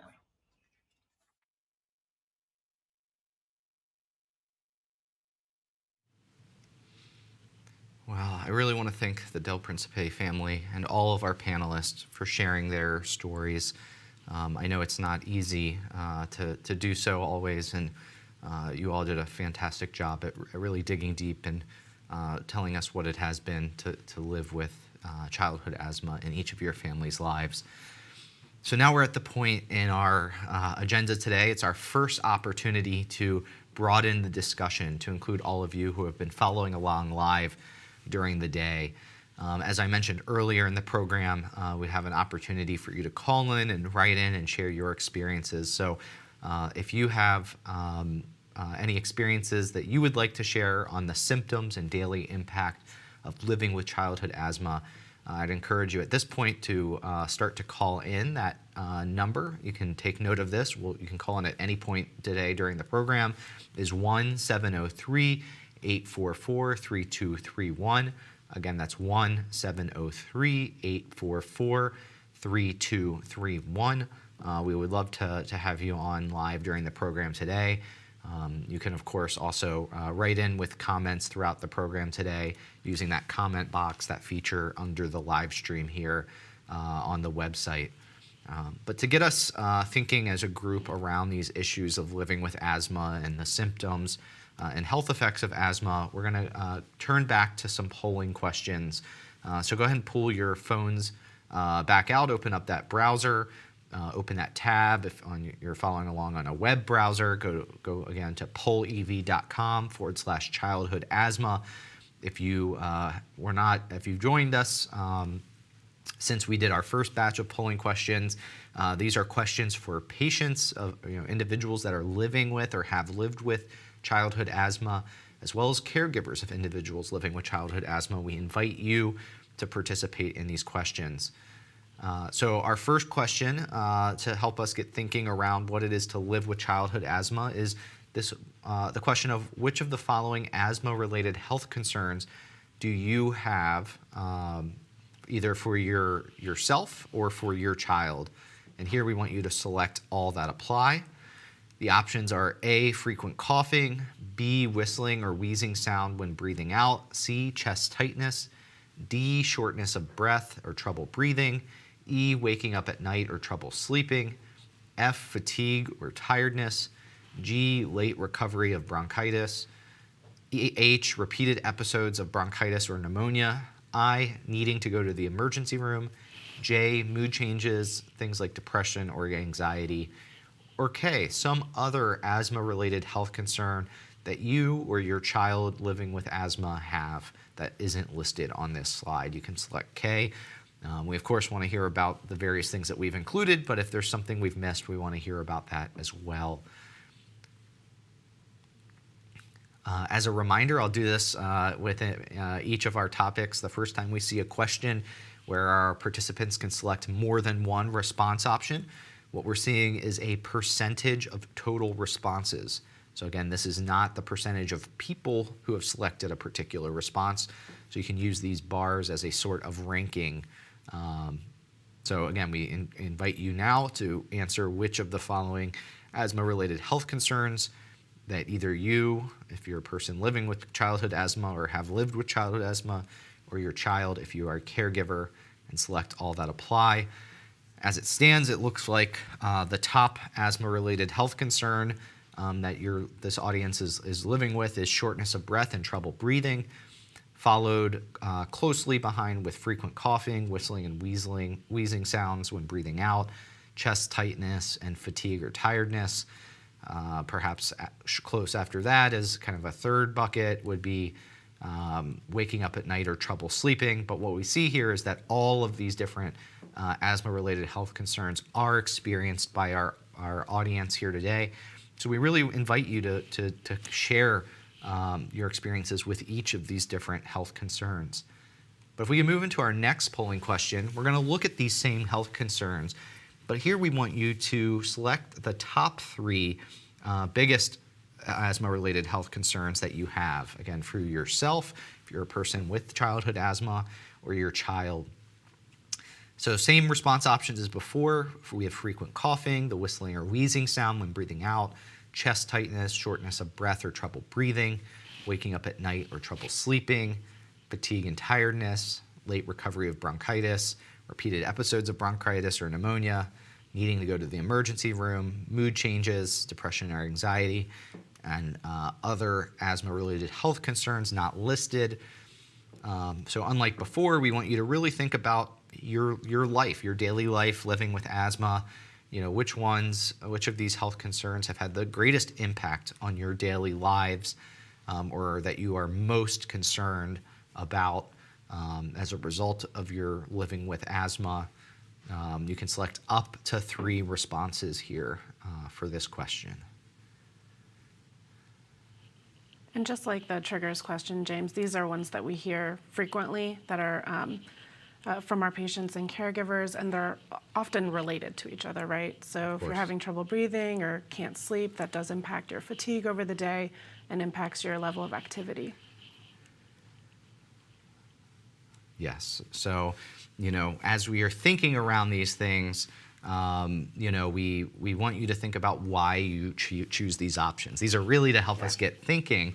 And so, yes, these things are interrelated. So, amongst some interrelated, of these issues, why did you pick one over the other?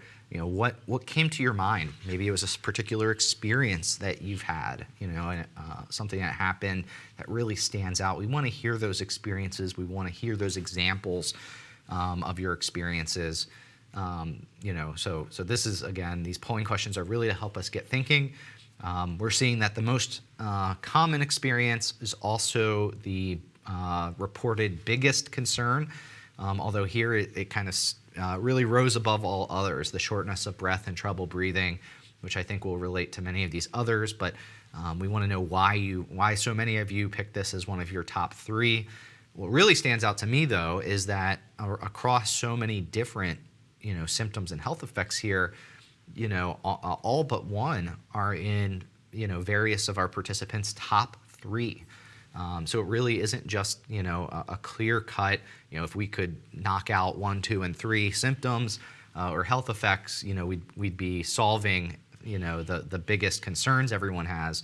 We really are looking to solve a lot of different concerns for a lot of different people. So we want to hear about those. So let's now go to our audience discussion. And I'd like at this point to welcome our Zoom panel. We have joined here with us some peers from your community who are going to be throughout the program sharing their experiences as well. I'm going to do another pitch before I come to maybe to Shiv to start out on this for calling in. If you would like to help us understand why you picked what you did in your polling questions, call us at 1-703-844-3231. Again, that's 1-703-844-3231. We want to hear, what did you pick and why? And that's exactly what we want to hear also from our Zoom panel here. So Shiv, would love to invite you to share with us, what you selected and why. Hi, I'm Shiv. I'm from South Africa and I also have asthma. And I'm mainly talking on behalf of my large social media audience online, where my content focuses on life with asthma, allergies, and eczema. And I think one of the main symptoms that I experience is the shortness of breath. And why I chose that is no matter if I'm walking up the stairs or going on a walk outside, if the pollen is too great or if there's too much dust, the main symptom I feel is shortness of breath, and it often causes stress and me to take my inhaler. So that's, yeah. Yeah. So Shiv, let me ask you a little bit about that. You mentioned a couple of triggers that you have for shortness of breath. Is this something that you experience, on a daily basis, or is this something that, maybe happens less frequently?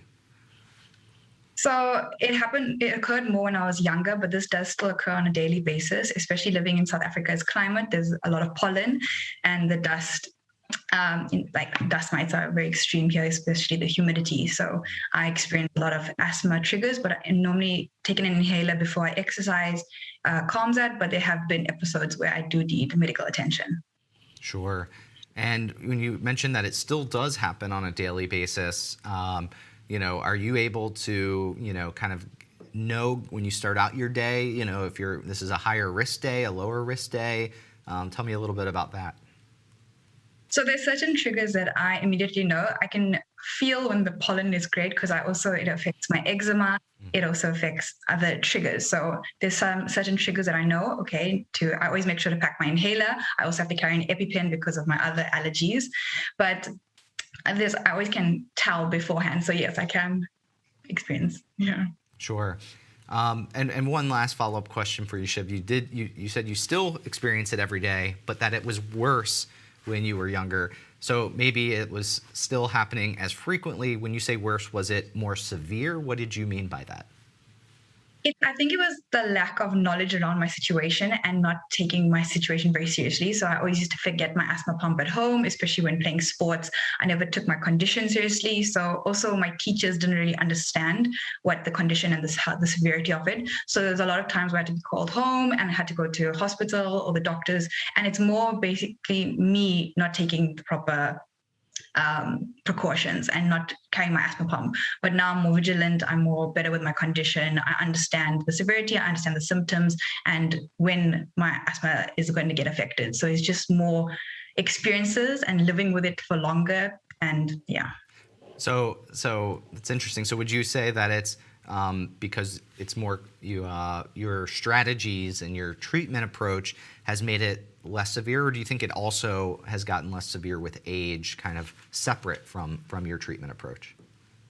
I think with age it did get less severe, but it's also with managing it. And I think also people around me understanding it more and the awareness around it is greater. So family members understand the severity, I understand it, and just other people understanding it, and as also myself. So yes. Sure. Thank you so much.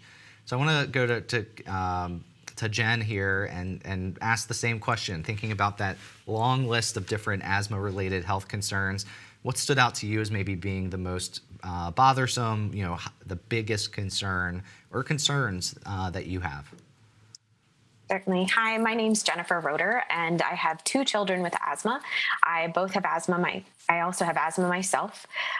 My children are 5 and 7, and by far their asthma is the worst when they get sick. I know that pretty much as soon as they get the smallest cold and sniffle, we are preparing to get out the nebulizer and have it quickly turn into bronchitis, and have experienced ICU situations as well. Sure. So you kind of mentioned that when there's that sickness, that can really, kind of get pretty severe with bronchitis and even needing emergency care quickly.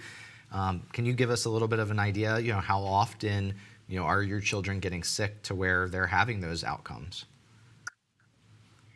One of the positive sides of spending a lot of time at home throughout the pandemic through the last year and a half is that we haven't had as many of the sicknesses during that time period. But I know that as the seasons change and you start seeing their friends with sniffly noses coming home from different activities and things, my youngest, Clara, has had the most challenges with it. And she has probably gets 3 and 4 bouts of bronchitis a year, requiring steroids and requiring nebulizer. She's even had RSV twice and spent time in the ICU as a result of that. And it all comes in full circle with her asthma being more challenging. Sure. So if you were to have to pick, of the list of symptoms and concerns, you mentioned a number of them kind of being, part of this, kind of acute kind of experience. Which one, is most concerning to you as their mom? I think it's the repeated episodes of bronchitis or pneumonia where it just gets so bad so fast. Sure. Thank you so much. So I want to keep going around here with our Zoom panel, and I'm going to go to Taisha here in a second. I'm going to just to make sure everyone in our audience has it, remind you that you can call in at 1703-844-3231. We really want to hear your experiences today. This is your chance to be heard and help us prioritize drug development for childhood asthma. So again, 1703-844-3231. Please call in and share your experiences. So Taisha, we've already heard 2 very different, kind of experiences, what pediatric asthma looks like for 2 of your Zoom panelists here. What does it look like for you? What is most bothersome, most concerning?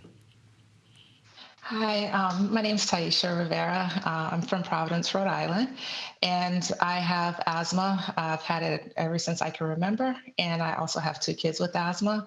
My son now is 20, and my daughter is 16. From the panel, the questions, one of the main things that stuck out to me is, of course, like Shiv was saying, the difficulty breathing. But when I think about it as well, besides the emergency room visits, is the thoughts of the anxiety and the other feelings that come along with it. Because when you can't breathe, I feel like you're constantly thinking about that. And that's one of the things that I think of when it comes to my kids and also for myself. Sure. And can you, because we also know even within, that one symptom that can look very different from person to person, or maybe even might look very different day to day, for your own children. So, can you maybe, share an example, give us a sense of what that can look like, and, maybe that's, what does it look like on a good day versus on a bad day? So, I mean, a good day is just basically being able to get up and do all the things that you want to do and not have to worry about, you know, how things are going to be. But again, you're always thinking about your asthma, you're always preparing for it. So making sure that you have your inhalers with you everywhere you go. If you feel like you're not going to be home, do you have your inhalers with you? So again, I have older kids now. So when they want to do things, it's making sure that they're preparing for ahead of time and not just right now in this moment. Also, you know, the stress and that can also trigger asthma as well. So I have a teenage daughter, and that can be something itself that triggers her asthma, and distinguishing if it's actually her asthma or if it's her anxiety, and making sure that that's under control as well. Sure. And is it the stress of, you know, that, you know, always having to be vigilant and carry medications, but or can it also be other stresses that maybe a teenager is experiencing? Definitely, it's all types of stressors. And it can be a good stress and it can even be a bad stress. When my son was younger, his emotions, if he laughed too much, that could be something that triggered his asthma. So we were always trying to keep him calm and, you know, and not so animated, because he was a very, very happy child and wanted to laugh. And but unfortunately, at times, that was something that would cause his shortness of breath and trigger his asthma episodes. Sure. And can you speak at all to how this has, you know, affected, you know, maybe, you know, the mental health of your, you know, children, and having to know, you know, certainly they have to have noticed that, you know, both good and bad feelings and experiences might trigger their asthma. You know, has that, you know, led to any, you know, kind of downstream, you know, mental health kind of experiences for them? I think in a way that, you know, yes, it has, especially for my daughter, because you don't want to be looked at as different, or, you know, you want to be able to fit in with everyone else. And sometimes you may not feel like that at times, and that one little thing can cause other thoughts, and you know, it gets deeper and deeper. So definitely it is something that is always in the back of our minds, and that we're working on. Absolutely. Thank you. I see that we've had a written comment come in. I think that kind of ties in nicely to what we were talking about. So I want to check in with Sanaz on any written comments. Yeah, along the same lines, we have a comment from Jason in Seattle, Washington. He says, I remember not being able to breathe, and grasping each breath was a struggle, and no one knew how to stop it. My mom could only tell me to be still, but I couldn't stay still in the midst of a panic attack that always escorted the asthma. Yeah. So it really fits in with kind of the conversation here, and how the trouble breathing can lead to things like panic attacks as well. Yes. Yeah, so thank you, Jason, and I want to encourage individuals to keep writing in with comments as well. We'll continue to share those throughout the day. But I want to broaden the discussion. You know, we've been talking about a number of different symptoms. We saw the wide range of symptoms. I think sometimes what can it's hard to talk about a symptom in isolation, especially when there's so many different ones, right? You know, so one topic that we really want to expand into, continue talking about symptoms, but tie that to what it really means and how it impacts daily life, which is to focus on activities that are impacted, things that are important to each of you, your children, yourselves. You know, what activities can't you do either at all or as fully as a result of those various asthma-related health concerns. And again, to get us thinking on this topic, we're going to go to another polling question here to get us started. So go ahead and pull those phones back out, open that tab that you might have open with pollev.com/childhood asthma. So here we want to know, you know, which of the following activities are most impacted by your child's asthma. We want to have you select, you know, the top 3 that are most impacted. We have some options here: A, public speaking; B, sleeping over at friends' houses, C, participating in social engagements or events, D, attending school, E, interacting with family members, F, going on vacation or traveling, G, exercise or recreational activities, or H, some other activity that's important to you and your loved one that is most impacted by asthma that we don't have listed on this slide. You know, we again want to, as you're answering this, think about why it is that you're picking some of these as being the most impacted. You know, is it out of a need to avoid you know, some of the symptoms, or is it because, you know, some of the symptoms themselves, you know, make these really difficult to do? So would love for you to think about this, think about why, and share your thoughts on which symptoms and health effects are maybe driving these limitations in activities and why you view them as most impacted. And some of it might even be just from stigma, not wanting to attend social engagements. It could just be some fears around the stigma around asthma. Absolutely. We know that this is you know, there's a lot of different considerations when living with a chronic condition like asthma, particularly, you know, here we're talking about in the childhood years. You know, so we, you know, really everything is on the table in terms of why, you know, asthma, living with asthma and having this condition is impacting your daily life. So as it stands, looks like responses have kind of trickled in here. Looks like the greatest activity that's most impacted by asthma is exercise and recreational activities. We know that might look different at different points during the childhood ages. So, you know, we want to hear about what that's looked like, you know, in that 0 to 5 year range, you know, a little bit older, you know, in elementary school, and then into teenage years. You know, how has this impact on exercise or recreational activities changed? Has it always been that this is maybe one of the most impacted activities for you, or maybe was it something else when you were younger? We see here after that, going on vacation or traveling is limited. We'd love to hear about why that is specifically for you. And then beyond that, we're seeing impacts on participating in social engagements or events. Again, you know, which ones were you thinking of when you answered this question? Would love to hear from you about that. Again, what always stands out to me is when we see that there's actually, you know, everything here listed is in somebody's top 3, including some other things that we haven't put on this slide. So really important that we hear what those other things are. So if that's you and you have something else to share, we would encourage you to call in, write in. Again, you can call in at 1-703-844-3231, and we'll be happy to have you share your experience.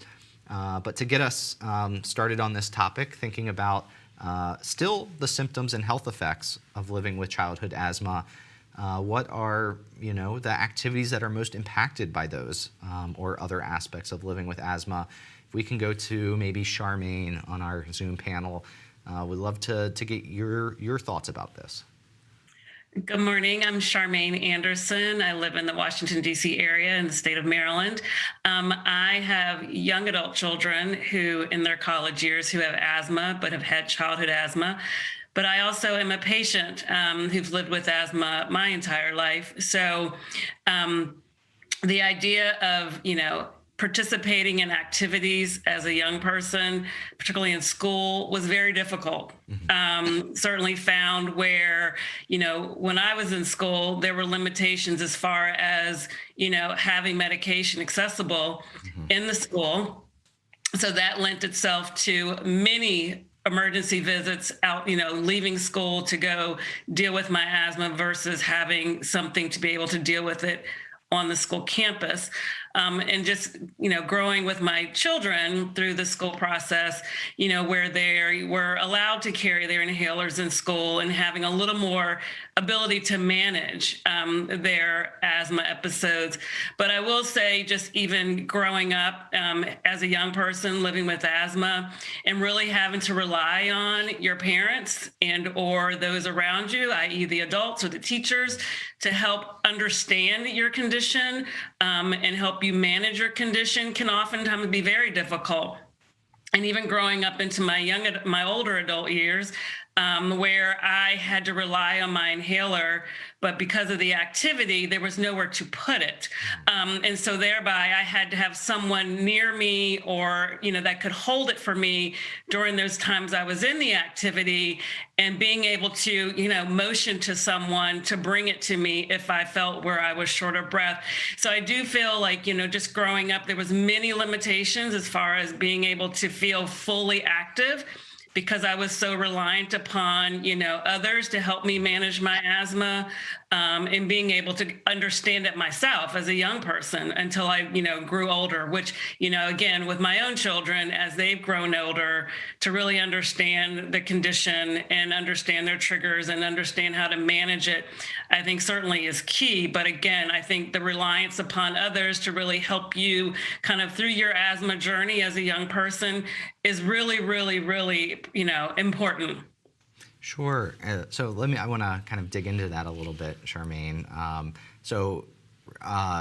Maybe let's go first to, that experience that you were talking about in school, including for yourself and, really needing to rely on others. I think I understand the piece about needing to, be able to have access to, your medications, but I'm curious, was there an element of that, maybe in like the youngest of years, where it actually involved identifying the symptoms and knowing that this was, a potential asthma attack?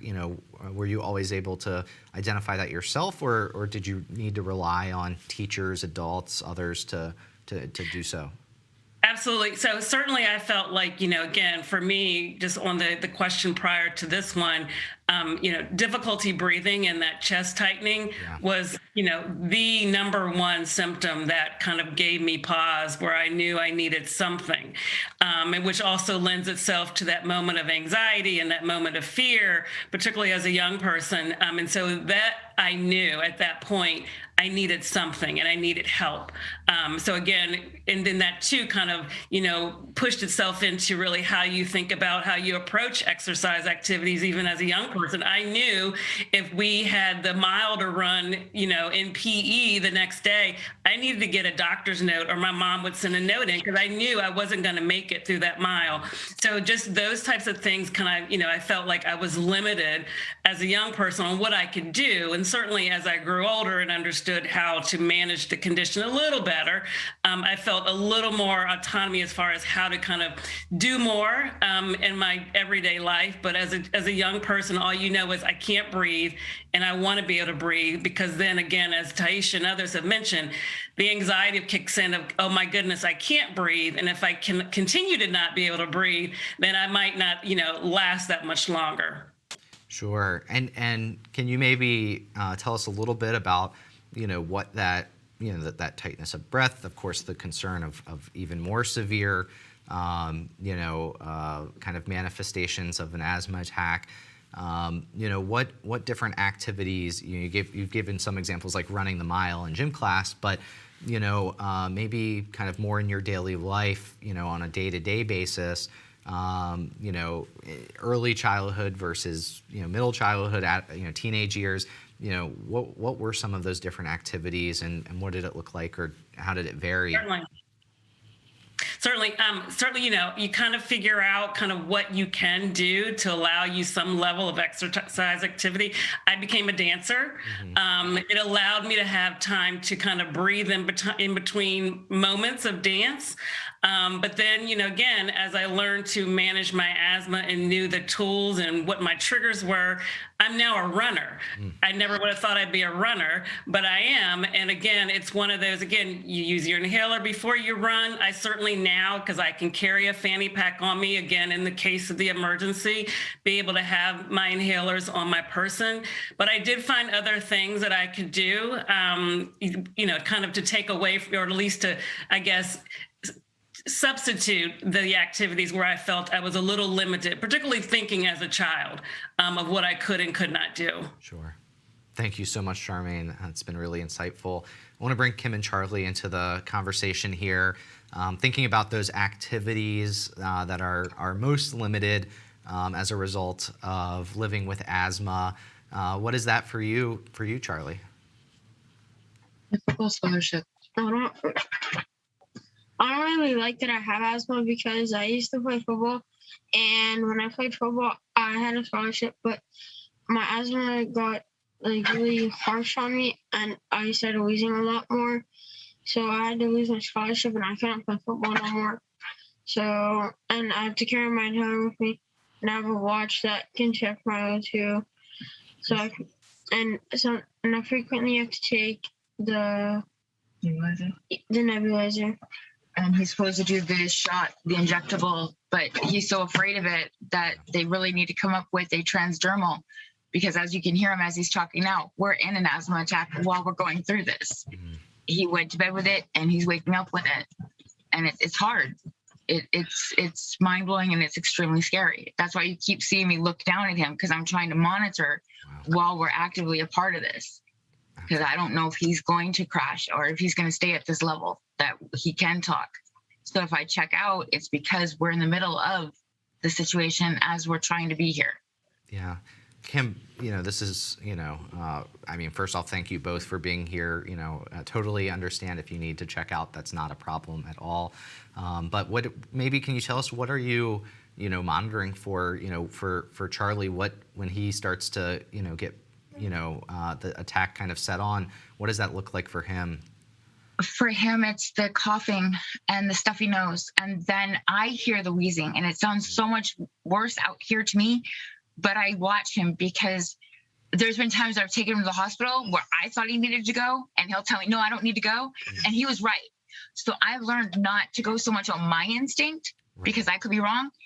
He's the one that's telling me since he was little, Mom, I got to go. Right. Mom, I can't breathe. Mom, I'm going to die. And that's what I respond to. Or the O2 meter, if he doesn't catch it, because part of his disease is low oxygen in the blood. So he cannot have an asthma attack and have barely any oxygen. Right. So it's a dual plateau for me and him, and it's really, really rough. You just got to kind of be the mom and step back, but you want to be that super mom and get him to the hospital. But you get him to the hospital, and he didn't need the nebulizer. He could have monitored it. So it's hard to sit on that edge. It really, really is. And if they could make that darn shot a transdermal, where this is the shot is life-saving for him, but he's so afraid of it, he won't do it. Right. We need it to be a transdermal where these kids will take it, because then I would have more control with him, and we wouldn't be at such a risk of him dying. Yeah. And that's the reality. No, and it's, this is, so important to hear. And, even hearing, your kind of observations of what's happening versus what he's feeling and experiencing, and how you work together to try to navigate that. I do want to, I think, it's clearly very important to Charlie, this no longer being able to play football. It was, of course, sounds like it was, tied to, he had a scholarship related to that of some sort. What age did he start playing? When did asthma really start, making, impairing or making that more difficult? Can you give us a little bit? He was 7. 7? Yeah, I was supposed to follow him to college, and he had to quit by the time he was 8.5, because we're in Southern California, and it gets really hot, and he couldn't make it through the drills. I mean, he barely made it through Hell Week. And 2 weeks in after Hell Week is when we found out that he just couldn't do it. And they will not adapt to his breathing. You have coaches out there, they're like, let's go, let's go, let's go, especially when he's there 100 and they're pushing him to do 200. You guys don't understand. This kid can collapse on the field. Right. So we had to pull him, because the coaches weren't looking out for his best interest, because they don't understand. Right. All they're trying to do is get the kid through, not realizing that it's detrimental that he slow down. So he's now got that to do with. I have to really monitor, okay, do the coaches know what's going on? And he's angry. He's very angry that he had to give up playing with his friends and give up a career shot for him at such a young age. He does poor core. He does his own drills, and it still doesn't fill in with parameters, and it sucks. No. Anything else? No? Okay. All right. Well, thank you both so much. Before we circle back and see if any of our other panelists here have other activities that they want to share and speak to that we haven't heard about yet, I do see that we've had some written comments come in, so I want to check in with Sanaz. What are we seeing from the web? Yeah, and thank you guys so much for sharing some of your stories. Along the same lines, not being able to play sports, we've got a few comments on that topic, so I'll read those. Amanda from Texas says, my son loves sports and playing outside, but is often unable to do these things because it is hard to get through without using his inhaler. He gets depressed when his asthma flares up, and he's unable to attend school, field trips, school activities, sports, etc. Let's see, we have another one from Lauren in Michigan, who says, my daughter wanted to run on the track team at school, but couldn't because it triggers her asthma. She won't ice skate at the outdoor rink because it may trigger her asthma. And then we have one more from Ty in Rhode Island, who said, sports used to be a part of my child's life, but since the pandemic, she has not been as active. I fear that she is worried about getting back at it because of what it will feel once she starts. She was diagnosed with exercise-induced bronchospasm a few years back.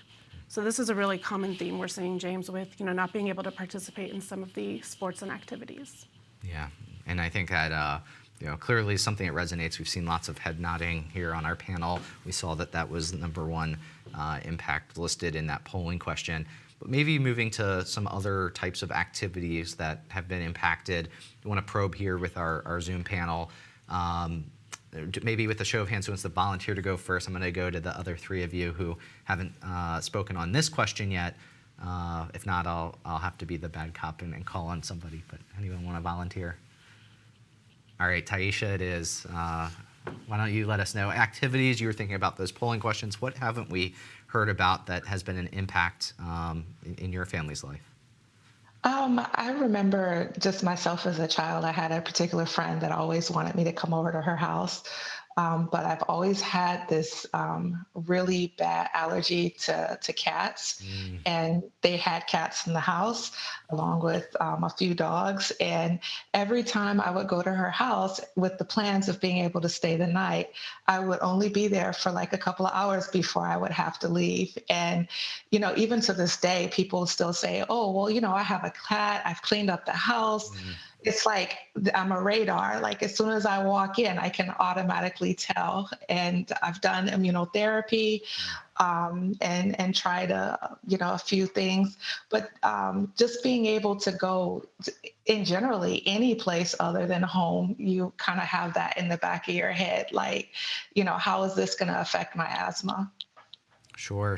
And so has that something that's been with you, throughout life? You've always been allergic to cats, always had to avoid those situations. I mean, I'm sure there had to be an experience that might stand out to you of where that triggered you. What did that look like? So my job actually is a asthma educator, and I do go into homes of families to try to teach them about asthma and look for different triggers within their homes. And that was one of my concerns with starting that job, because I knew that I was going to be putting myself face to face with some of these triggers, whether it's mold or aerosols or whatever it is, I'm going to be there. So it's something that's always had an effect on my life. And it's something that I know that I'm going to always have to deal with and think about. Right. It might seem very oversimplified to think of, just avoid, houses with cats, but has that led to missing any important events, or maybe the unknown of whether there will be a cat? Has that led you to skip out on certain things? Yes, there's been my household in general, since we all have asthma, we're all allergic to different things, and different things trigger our asthma. Especially now with the fires in California that's been going on, there's been times that has affected our weather here in Rhode Island. So just going outside when you see that the weather, that there may be a high ozone alert day or something like that, that is something that's always, a problem for a person like me. And yes, I've had to go to the emergency room as a child, especially because of my allergies and being around different triggers that I would basically be in the hospital like almost every night because of some kind of trigger that I was exposed to. Sure. Thank you so much. Shiv, I saw you nodding your head quite a bit there. What resonated with you? Anything else that you want to share on impacts on activities in your life? Mainly the sleepover bit, especially with friends that had animals and them allowing their animals to go on the bed that I would be sleeping in, or them cuddling the animals really close and putting it on me to cuddle as well, which freaked me out immediately. And also just other things that I didn't realize was a problem, because my mom took out all our carpets at a really young age when they found out I had asthma. So going to my friend's house who had carpets and then having an immediate reaction, or because they have certain like dust levels that I'm not used to would cause an asthma attack.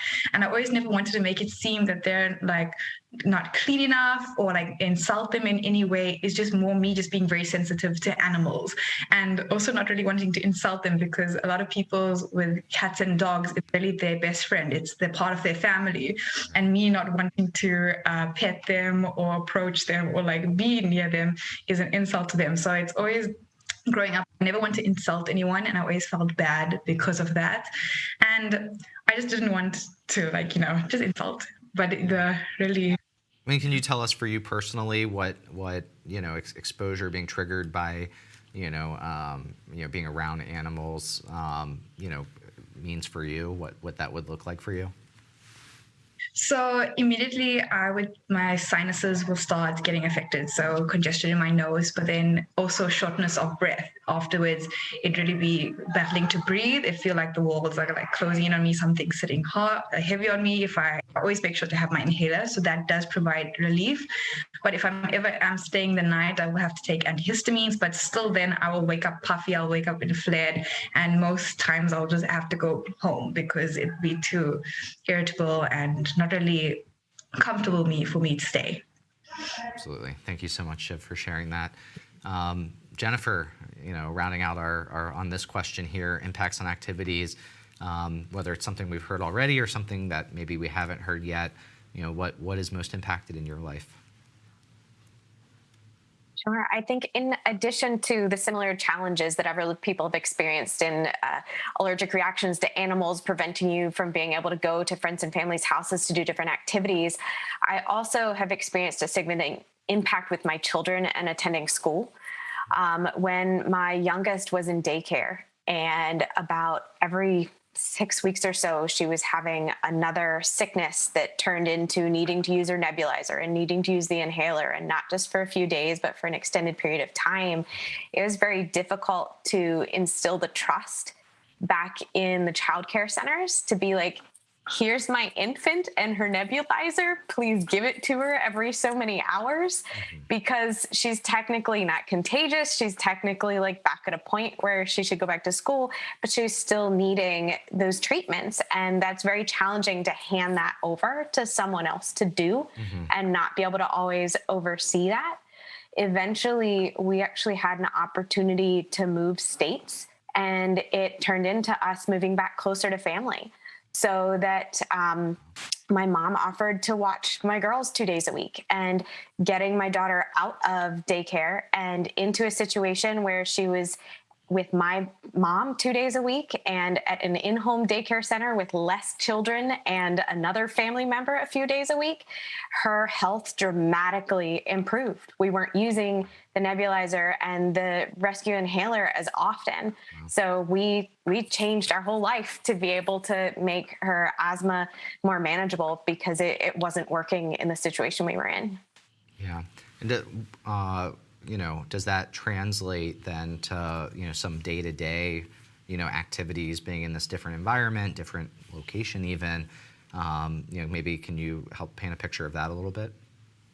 Sure. But as a result of moving and her not getting sick as often, she's able to do more activities. We're now doing soccer. We're now exploring other things that we weren't doing before because she was so sick all the time. I'm now on pins and needles waiting to see whether there are exercise-induced flares of things. I do notice as she runs a lot, she says she's winded. At what point do we determine that she needs to take an inhaler before she goes to soccer practice? She's 4. She's 5. She's not trying to run a mile. So we haven't gotten to that point yet. But personally, as a young child, I did have to take an inhaler before sports. I still have to take an inhaler before sports. And I coach her team. So there's lots of different factors there. But the environment that we lived in and changing the environment that she went to school in had such a positive impact on her ability to breathe and the frequency that she needed those rescue treatments. Right. So glad we made that move. Yeah. And really, I think important to hear about how, impacts and activities in one aspect of one's life actually really translates and can have an impact, in this case, actually a positive impact in being able to do activities in another part of one's life. So thank you so much, Jennifer. I see we actually have a phone caller. We have someone Tanya from Nashville, Tennessee, who wants to speak to the transition from parent caregiving to self-management and what that's looked like in her household. So I want to welcome Tanya to the show. Are you with us? Yes, thanks, James. Welcome. So I'm the mom of a 23-year-old son who was diagnosed with asthma actually around 5 years old. And, we've heard this already today, but when he was little, it was a lot easier because I felt like I was in control. I felt like I could help to ensure that he took his medication and certainly manage some of the environmental triggers. And then he was the type of kid, especially with his asthma and managing his asthma, that we always knew certain times of year that his asthma was going to get worse because of allergies. But then also we knew that respiratory virus season, like we were bound to probably have some flares and exacerbations. And so, we did a lot of prevention in that time, but as he grew up, hearing even Charlie's story of quitting football and making some of those hard decisions, seeing him, watch him breathe in the middle of a flare, it's just captured my heart and took me back to that place because it does change and it becomes very challenging when your child is starting to self-manage and make those decisions about how they can carry on with the rest of their lives because they're not patients, they're people, and they're kids. They just want to get on with playing with friends and going to school. And so the thing that became really challenging for us is as a teenager, Caleb had well-managed asthma, and then he went to college. And I'll never forget, getting that call of him being in the middle of a flare in the middle of the night and not knowing if he should go to the ER. And he was, 2.5 hours away from me. For the first time, I realized how little control I have as a mom, as a caregiver of a child with asthma. And I think that this speaks to kind of that understanding of the chronic disease, but also of just we need better solutions and treatments. And we need that awareness and education around this because, again, thankfully, he ended up getting to the ER, getting albuterol and getting over that hump. But it could have ended much more difficult, just as we heard from the family before. So, just that whole transition to self-management really is challenging. Yeah, and so there's the transition to self-management. It sounds like these transition periods actually are kind of corresponding with other changes. In this case, going to college. Do you think there's some element of either exposure to different triggers, doing different activities that he hasn't done before? Is that kind of complicating to it?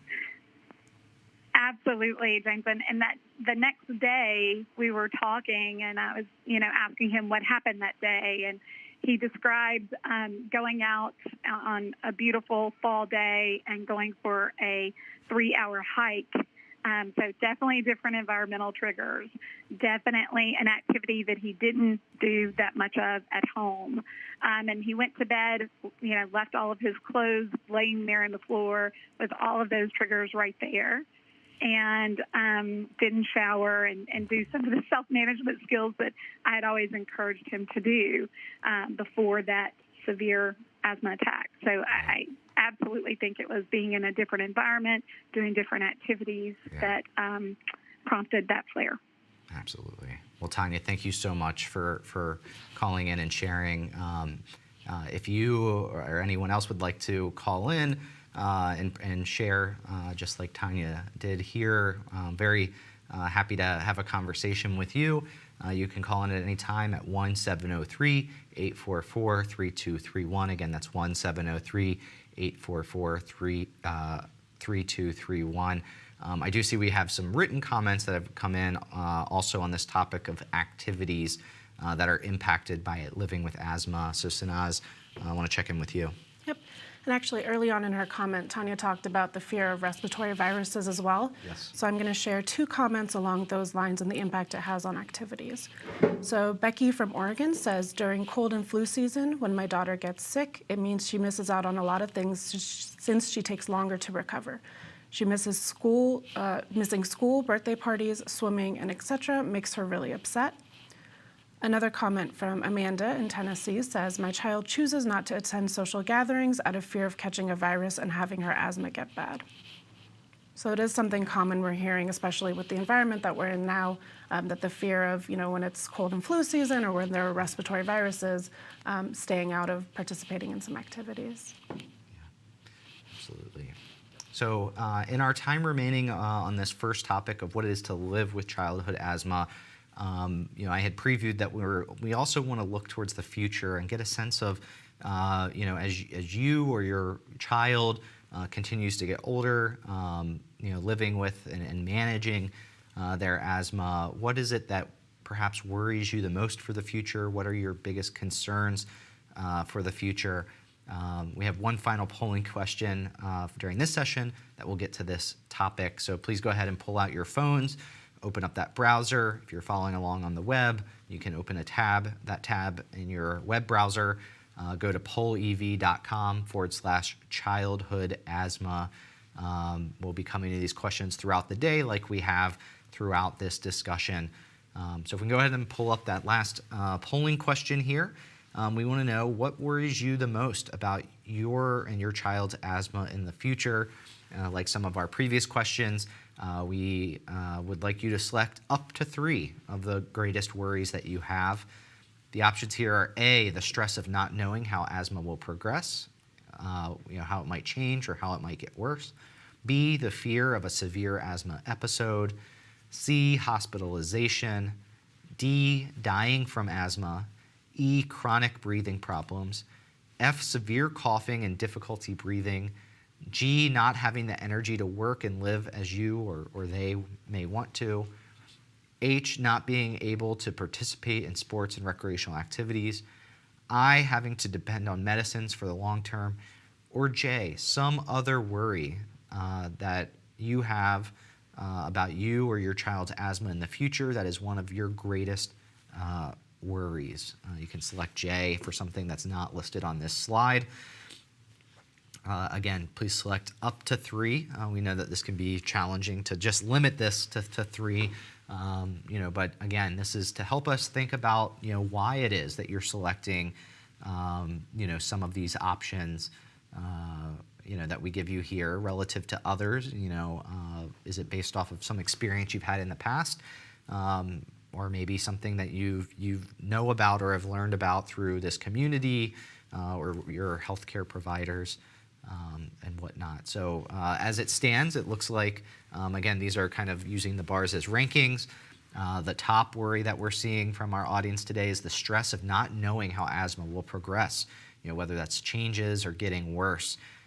So definitely want to hear about what those are. Are there particular reasons that is most bothersome to you, and does that have impacts on your daily life today? I think that we've already heard a bit about how that does, but we certainly want to hear more about that. We see also here towards the top, dying from asthma as a top worry, a very understandable worry, and we want to hear maybe what is concerning to you or for your loved one specifically about their experience with asthma that concerns you about that risk. We also see another top answer here being fear of a severe asthma episode. And so, we'd like to hear about what has informed your worry about that from your personal experience or others. And again, cannot overstate just how each of these different things are in someone's top three. So again, we're looking at a wide range of different worries for the future, that this community really hopes can be addressed, with future treatments, which of course we'll get more into in the afternoon session. So thank you for answering these polling questions. This is our last polling question for the morning session. I'm going to come back to our Zoom panel here. Give a couple of you get the opportunity to weigh in on this question of worries for the future. Taisha, let's start with you. What is most worrisome or concerning for you looking forward? Okay, so one of my concerns is just the stress of not knowing how asthma will progress. And we're in that stage now that we're transitioning into, adulthood. And, the doctors that have followed my children for their whole lives, they now have to say goodbye, and it's like starting over. So just making sure that my kids understand, that it's not me any longer that's going to be taking care of their asthma. And now they have to really, take responsibility and have that communication with the provider if they feel like something's not right. Just being able to take care and manage their own health. And then my other concern about that as well is just like, how will it progress even further? Like, will this turn into something more, and making sure that my asthma and their asthma stays well managed so that we're not causing any other long-term lung illnesses as well. Yeah, can you maybe help me understand what it is you're thinking of when you're talking about when it turning into something more? Are there specific lung illnesses, maybe different symptoms or health concerns that you're kind of specifically worried about? I'm just worried about like if, the asthma is not well managed, if there's any other long-term lung damage or airway remodeling that could happen to any of us. My son has been on medication from the time he's been on the inhaled steroids from the time that he was 5 years old until this day. If there's any other long-term effects from that, and oral steroids, they also have their own set of side effects and things that can lead to as well. So those are most of the things that concern me, just like that unknown of the future. We're doing what we can. We're trying to stay active and we're trying to stay on top of our asthma, but still we just don't know. And even with COVID, like someone was saying earlier, after having it, we don't understand if there's going to be any long-term effects from it, or how it's going to affect our asthma, or if we get it, if it'll make our asthma worse as well. Sure. Thank you so much, Taisha. Charmaine, I think you wanted to weigh in on this topic as well. Yes, thank you. Similarly to Taisha, I mean, everything you spoke about as far as just the fear of the unknown. And I think also, for me, myself, and I can also see a little bit of it in my young adult children, it's one of those things where when you've lived with asthma your whole life, it becomes one of those, it's just what I have, and you kind of live your day to day, even though it's not probably your best day, but it's a day where you're like, I can get through the day without realizing that either you do need treatment or you need to be reassessed about your treatment. And so just seeing sometimes my kids, they'll say, I'm good, when I can sense that, either they're not breathing right and it's just kind of one of those passing moments. And, I do also for myself. I mean, I've been, on asthma medication since, probably 3 years old as well. And just the progression of, how much longer, at what point will I need something different or something stronger? And just what Taisha mentioned too, just, how is this impacting my lungs? Just having asthma first and foremost, but then secondly, all the medications I've been on over the course of my life, how will that also impact me? And last but not least, I think anyone who has asthma and has had serious, complications or a really bad attack, I kid you not, you all fear about dying. And so that's kind of that long-standing thought, even in my, my own head, is just, will I die from asthma? So I think those are all strong points of reference as far as just that fear of the future and fear of just, those of us who are also caregivers for our kids. Right. Thank you so much, Charmaine. I see that we have had a couple comments come in on this topic, worries for the future. So I want to give those who have been writing in the final word on this question.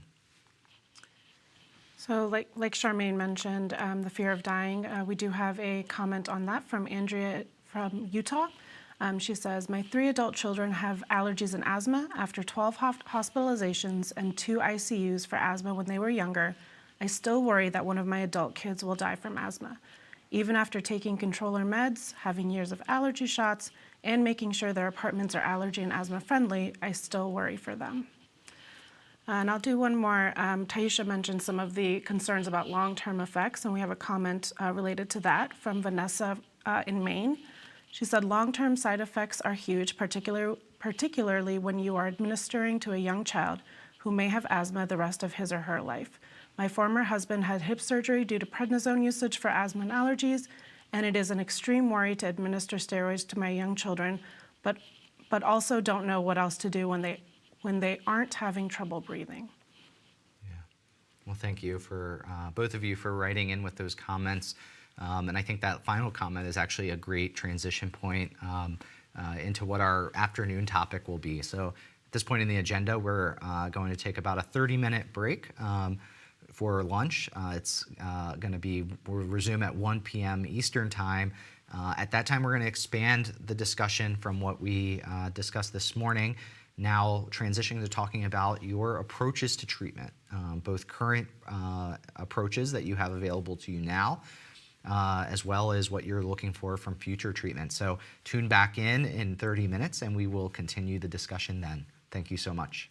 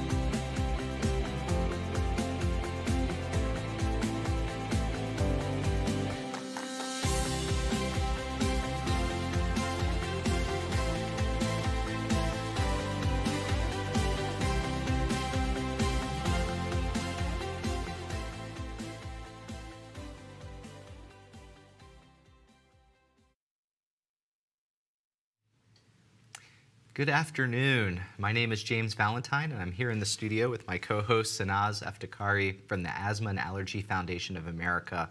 And we'd like to welcome you back to Little Airways, Big Voices, the externally led, patient-focused drug development meeting on childhood asthma. This afternoon, we're going to continue our discussion and dialogue from this morning, where we learned what it is to live with childhood asthma, the symptoms and health effects and the impacts that they have on daily life for those living with childhood asthma.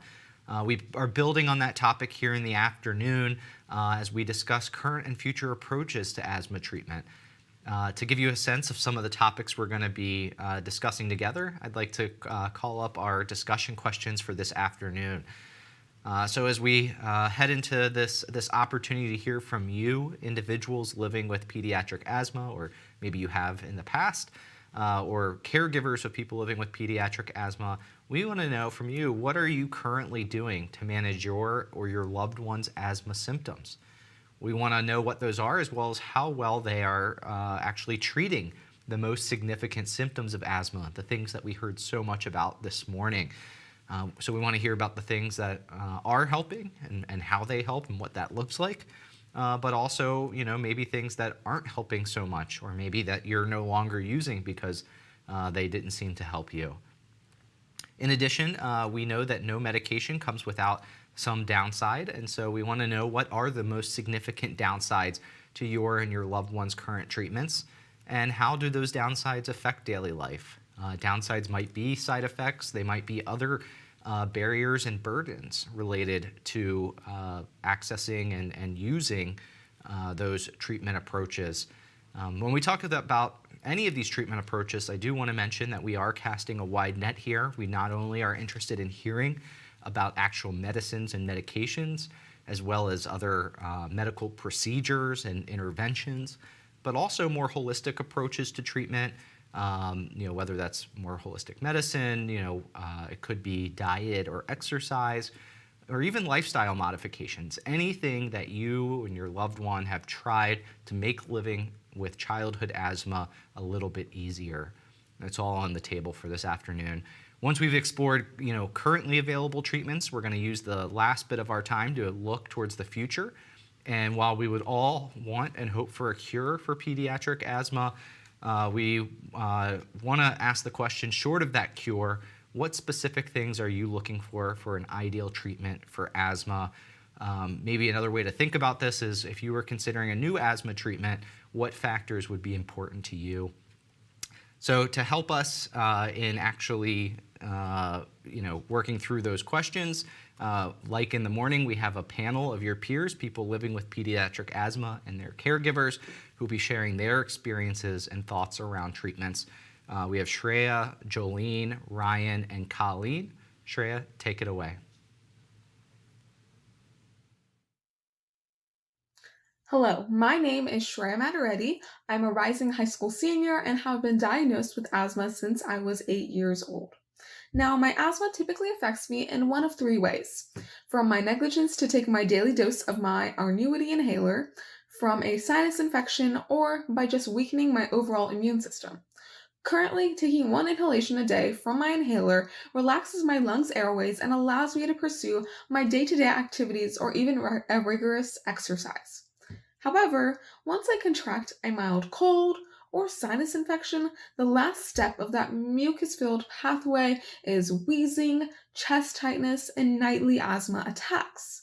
To combat these unsettling side effects of an infection or cold, I utilize a nebulizer treatment with albuterol medication at least once a day. After said treatment, immediate relief relaxes my lungs' rigid airways, and my breathing can come back to an ease. However, after just about 4 to 6 hours, my breathing will revert back to an irregular breathing rate. Aside from the nebulizer treatment, I also take prednisone in these circumstances so as to also control my breathing by lessening my airways inflammations. Overall, combining a daily dose of prednisone with 1 or 2 nebulizer treatments can result in a stable yet somewhat fragile breathing rate, ultimately resulting in several restrictions in daily activities. Although effectively overcoming a mild sickness or infection can take time, combining asthma issues with runny noses and coughing spasms can create for very long weeks of tiredness and strain. And not just for myself, but also for my mother, who is a doctor that typically treats me at home. Not only does the physical strain of the longevity of the treatment take its toll, but the emotional strain as well, as I typically get sick during Christmas family reunions. In fact, I can only remember 2 family reunions in which I was not coughing, wheezing, or blowing through 2 tissue boxes in just one day. Being bedridden and alone with nebulizer treatments in your bedroom while you hear your whole family laughing about card games or the dogs can make for a very depressing and lonely atmosphere on the holidays. Additionally, the thought of always running my mom around to tend and care for my needs while she should also be enjoying herself is a guilt that makes the time it takes for asthma treatments to effectively work even more burdensome. Also, it's weird to know that my asthma is at fault for my weak immune system. For the immune system that has caused me to have 3 severe cases of the flu and through 2 cases of pneumonia, in which I was hospitalized, and for the immune system that has made every simple cold turn into an asthma attack. The weakness of my immune system and the extended time it takes for asthma treatments to take efficient control of my breathing are 2 matters that don't just have one complete solution that a doctor can recommend. Now, over time, my immunologist has altered the strength of my inhaler because of severe sinus infections or due to my failure to pass their office's asthma tests. After that realization and every appointment, my prescription would change to a stronger medication and or dose. And even though my daily inhaler dose still gets me through a regular day, its downfall comes once I get that sore throat or runny nose. In turn, my hopes, ideally, for a future asthma treatment would be one that encompasses the word efficiency. I would aspire for a treatment or medication that hinders wheezing or troubled breathing as a consequence from a mild cold or sinus infection. And I would hope for it to act in a quick manner while imposing long-lasting care.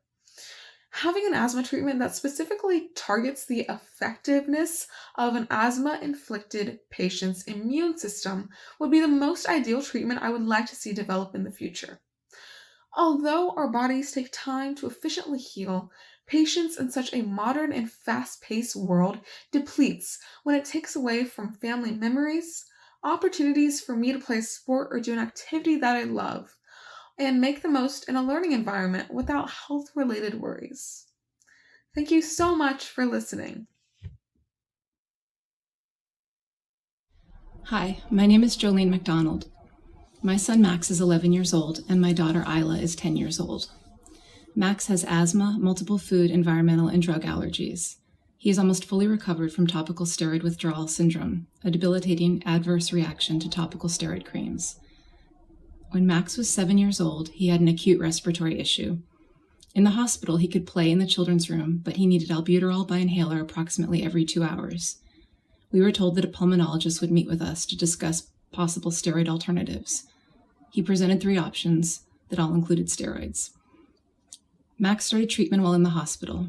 We agreed to a doctor's recommendation of a reduced dose, 3 days, of an oral steroid, and with concern, to an inhaled steroid, Qvar, to be used indefinitely. At his post-hospital appointment, his pediatrician warned me that she had read the hospital report, that we were told Max's respiratory condition was fatal, and if I did not agree to steroid treatment, that CPS would be called and a social worker would show up at my home. I let her know that I would never deny life-saving treatment for my child. The first week on the steroid inhaler, Max experienced intermittent shortness of breath and felt rattly, dizzy, and not so right. It took him 3 hours to fall asleep each night after each PM dose. I spoke with a pulmonologist nurse who recommended we reduce the dose to AM only. After almost 2 weeks on Qvar, Max was seen by the pulmonologist. Max completed a lung test, and the results were in the normal range, indicating his respiratory issue had resolved. The pulmonologist recommended we stop Qvar, as he was only getting the risk, not the reward, being on a half dose. I asked if we should taper off. The pulmonologist said no, he is not on a full dose. We stopped QVAR the following day, and at the same time of day his dose had been administered, Max's neck swelled to the size of 2 tennis balls. He could breathe, and he could speak. The swelling decreased slightly within seconds, and reduced significantly within minutes. We went to urgent care and then the hospital for a neck ultrasound. A doctor looked up the side effects to QVAR and said that Max may have experienced a rebound to the steroid inhaler. The doctor stated that Max's neck ultrasound showed an inflamed thyroid, angry blood vessels. Max's lab results indicated his IgE count was 45,807 post-oral and inhaled steroids. His pulmonologist reported never seen an IgE count so high. Results showed he was severely allergic to almost every food and environmental allergen tested. He had previously presented with extreme IgE antibody count over 5,000, which was the limit to the previous test, after stopping topical steroids 3 years earlier. The weeks after Max's rebound reaction were intense as the swelling subsided. He experienced trouble swallowing, eating, breathing, felt frequently sick, dizzy, and had stomach pain. These symptoms all resolved over the next few weeks. We met with the pediatric endocrinologist who believed that Max needed synthetic thyroid hormone for the rest of his life. We did thyroid labs over the next few weeks. Max's lab results indicated his thyroid levels had normalized after just 2 weeks on a low dose of compounded thyroid replacement hormone. His endocrinologist assumed his thyroid levels would have worsened, and he doubled his dose of thyroid hormone before reviewing the updated and normalized thyroid lab results. For the next 3 days, Max experienced symptoms including difficulty lifting his legs and fear as he thought he was seeing eyes in the floorboards. After 6 weeks off all medication, lab results indicated that his thyroid levels remained normal. Max is almost 12 years old, and he has not relapsed or presented with worsening asthma symptoms since 2017. Some of the asthma treatment strategies that have led to Max tolerating seasonal allergens and eating less albuterol each spring include working with a naturopathic doctor to update food and environmental allergy testing, working with an integrative dermatologist to heal skin rashes that had worsened post-steroid treatment, seeing osteopathic doctors for craniosacral therapy and acupressure, seeing a counselor for coping and stress-reducing strategies to manage health issues, genetic testing and learning of genetic variations impacting methylation and detoxification, using a humidifier in his room with a few drops of eucalyptus oil, dust mite protectors for his mattress and pillows, and using an air purifier, using a peak flow meter and pulse oximeter as needed. The asthma treatment that benefited Max the most were any of the examples I mentioned that supported and strengthened his immune system and that lowered stress. Accessing non-steroidal treatment options for asthma therapy over the past 5 years has brought him health and brought us hope. Thank you. Hi, I'm Ryan Piansky. I'm a college student and patient advocate with eosinophilic esophagitis and eosinophilic asthma. Thank you for the opportunity to share my experiences with asthma today. I was first diagnosed with asthma when I was 2 years old, before being diagnosed with eosinophilic asthma when I was 18. Eosinophilic asthma is a severe type of asthma caused by high levels of eosinophils, a type of white blood cell. Throughout my childhood, I've experienced difficulties due to my health issues, as well as side effects from my various treatment options. At age 2, I was coughing constantly, leading to my initial diagnosis.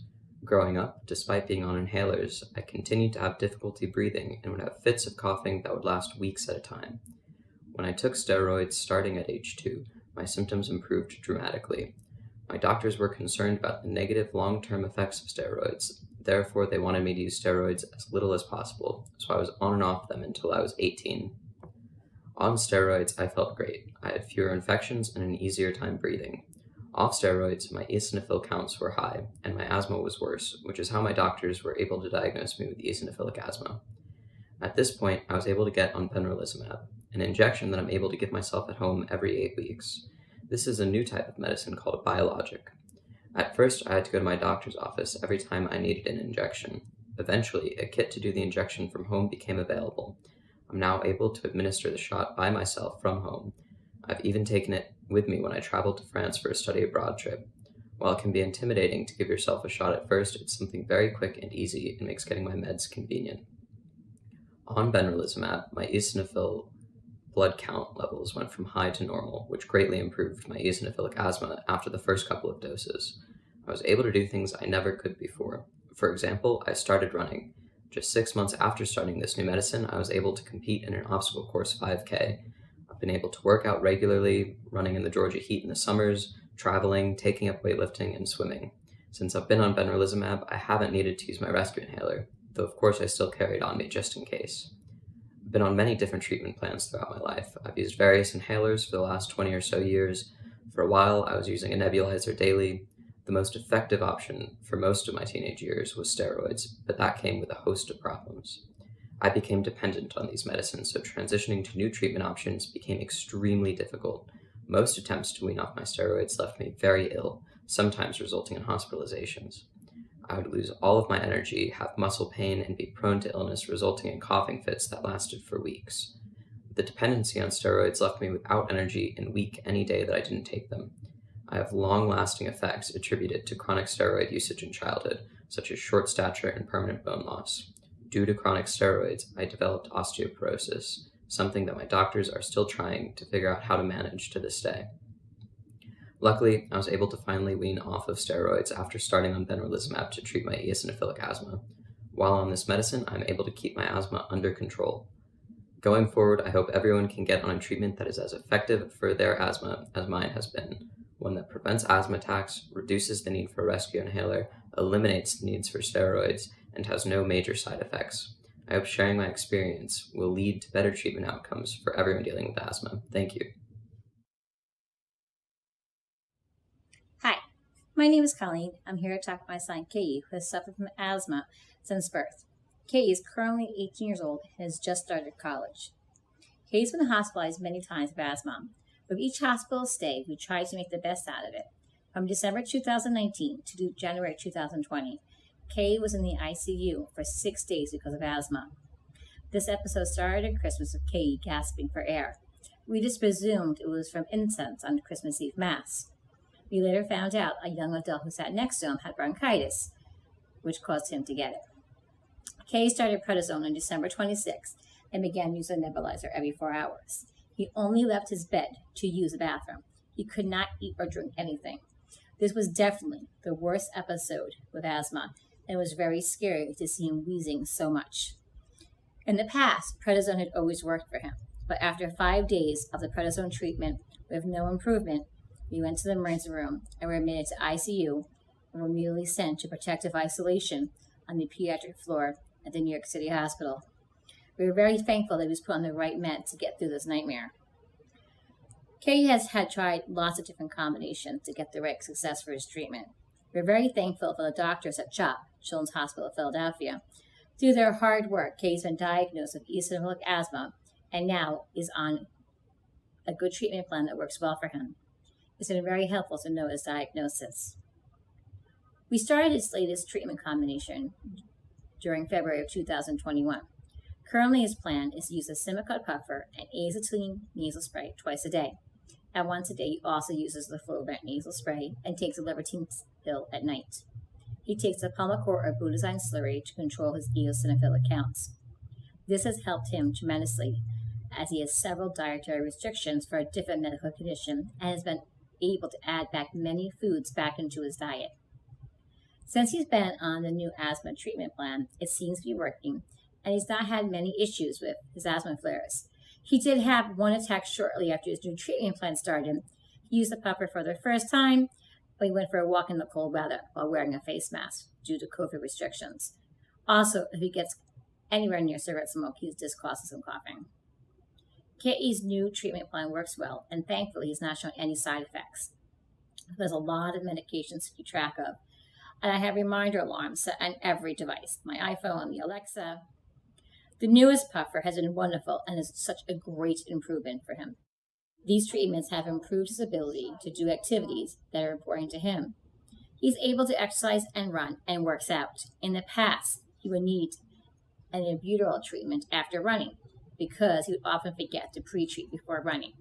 Now he is better able to keep up his peers and has been able to gain muscle tone. The downside to this treatment are steroids. They make him very anxious and very panicky. He's full of energy, pacing, and jumping. Since Kei is also diagnosed with autism, ADHD, and OCD, it's hard for him to remember when to take his medicines, and his treatment regimen is very hard on him. It causes him to be very anxious. At school, he's often unable to focus and falls behind in his classwork. I have to constantly inform most teachers and school nurses, but the older he got, they don't always understand. Also, he needs reminders to take his medications. If I am not at home, he often forgets to take them. Sometimes he needs a nebulizer every 4 hours. I have to wake him up to take it. He has trouble waking up in the middle of the night, so I have to get the medicine ready for him and try to sit him up. Since he's so much taller and bigger than me, it's often very hard for me to give him a treatment during the nighttime. Another downside is that Kay always needs to have his medications with him. Since he has a feeding tube for a different condition, he carries a backpack to carry a feeding pump and his meds at all times. So he just puts his puffers in his backpack. It is cumbersome to always have to carry this backpack, but it is necessary in his life. A positive innovation is that there is a dose counter on the inhaler that tells you how many doses are left. It would be great if somehow it had an alarm so that kids with special needs would remember to take it. In Kay's words, I take my inhaler every day to breathe easier. I take 2 puffs if I'm having symptoms or may have an asthma attack. And if my asthma is really bad, I take the nebulizer. The nebulizer helps me breathe better when near smoke or in cold weather. It also helps me do more physical activities. The treatments make me very anxious. Sometimes I can't handle the outside if it is too cold or polluted. I have a hard time running and exercising, but I do it anyway. I want people to understand what it's like to grow up with asthma.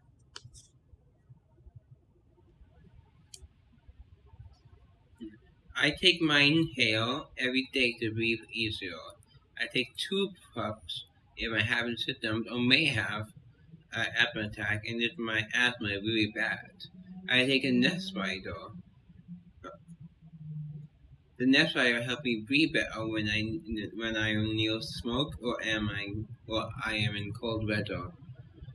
It also helps me do more physical activities. The treatment makes me very anxious. Sometimes I can't handle the outside if it's too cold or polluted. I have a hard time running and exercising, but I do it anyway. I want people to understand what it's like to grow up with asthma. Thank you for your time. Thanks.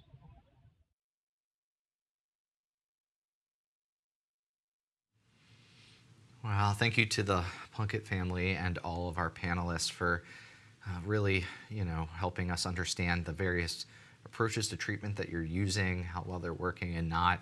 We know that the treatment journey is not an easy one, and so we really appreciate all of you being so willing to share today. So this is our second opportunity today to broaden the discussion to all of you who are following along live in the audience. So we want to hear from you, individuals living with childhood asthma, or those of you with asthma that had asthma in childhood, as well as our caregivers of those who live with childhood asthma. If you would like to share your experiences with current treatments, I'm going to invite you now to call in. We'd love to have you on the program. That number is 1-703-844-3231. Again, that's 1-703-844-3231. Call in and let us know what you want to talk about, and we'll get you put into the queue here for our afternoon session. So to get us, though, kind of a little bit better oriented to this topic and get a sense of the experiences in our audience, we're going to start with some polling questions on current treatments. So go ahead and pull your cell phone back out, open up that browser, go to that tab, go to pollev.com/childhood asthma. For those of you who have been joining, this is the same site that you've been on throughout the program today.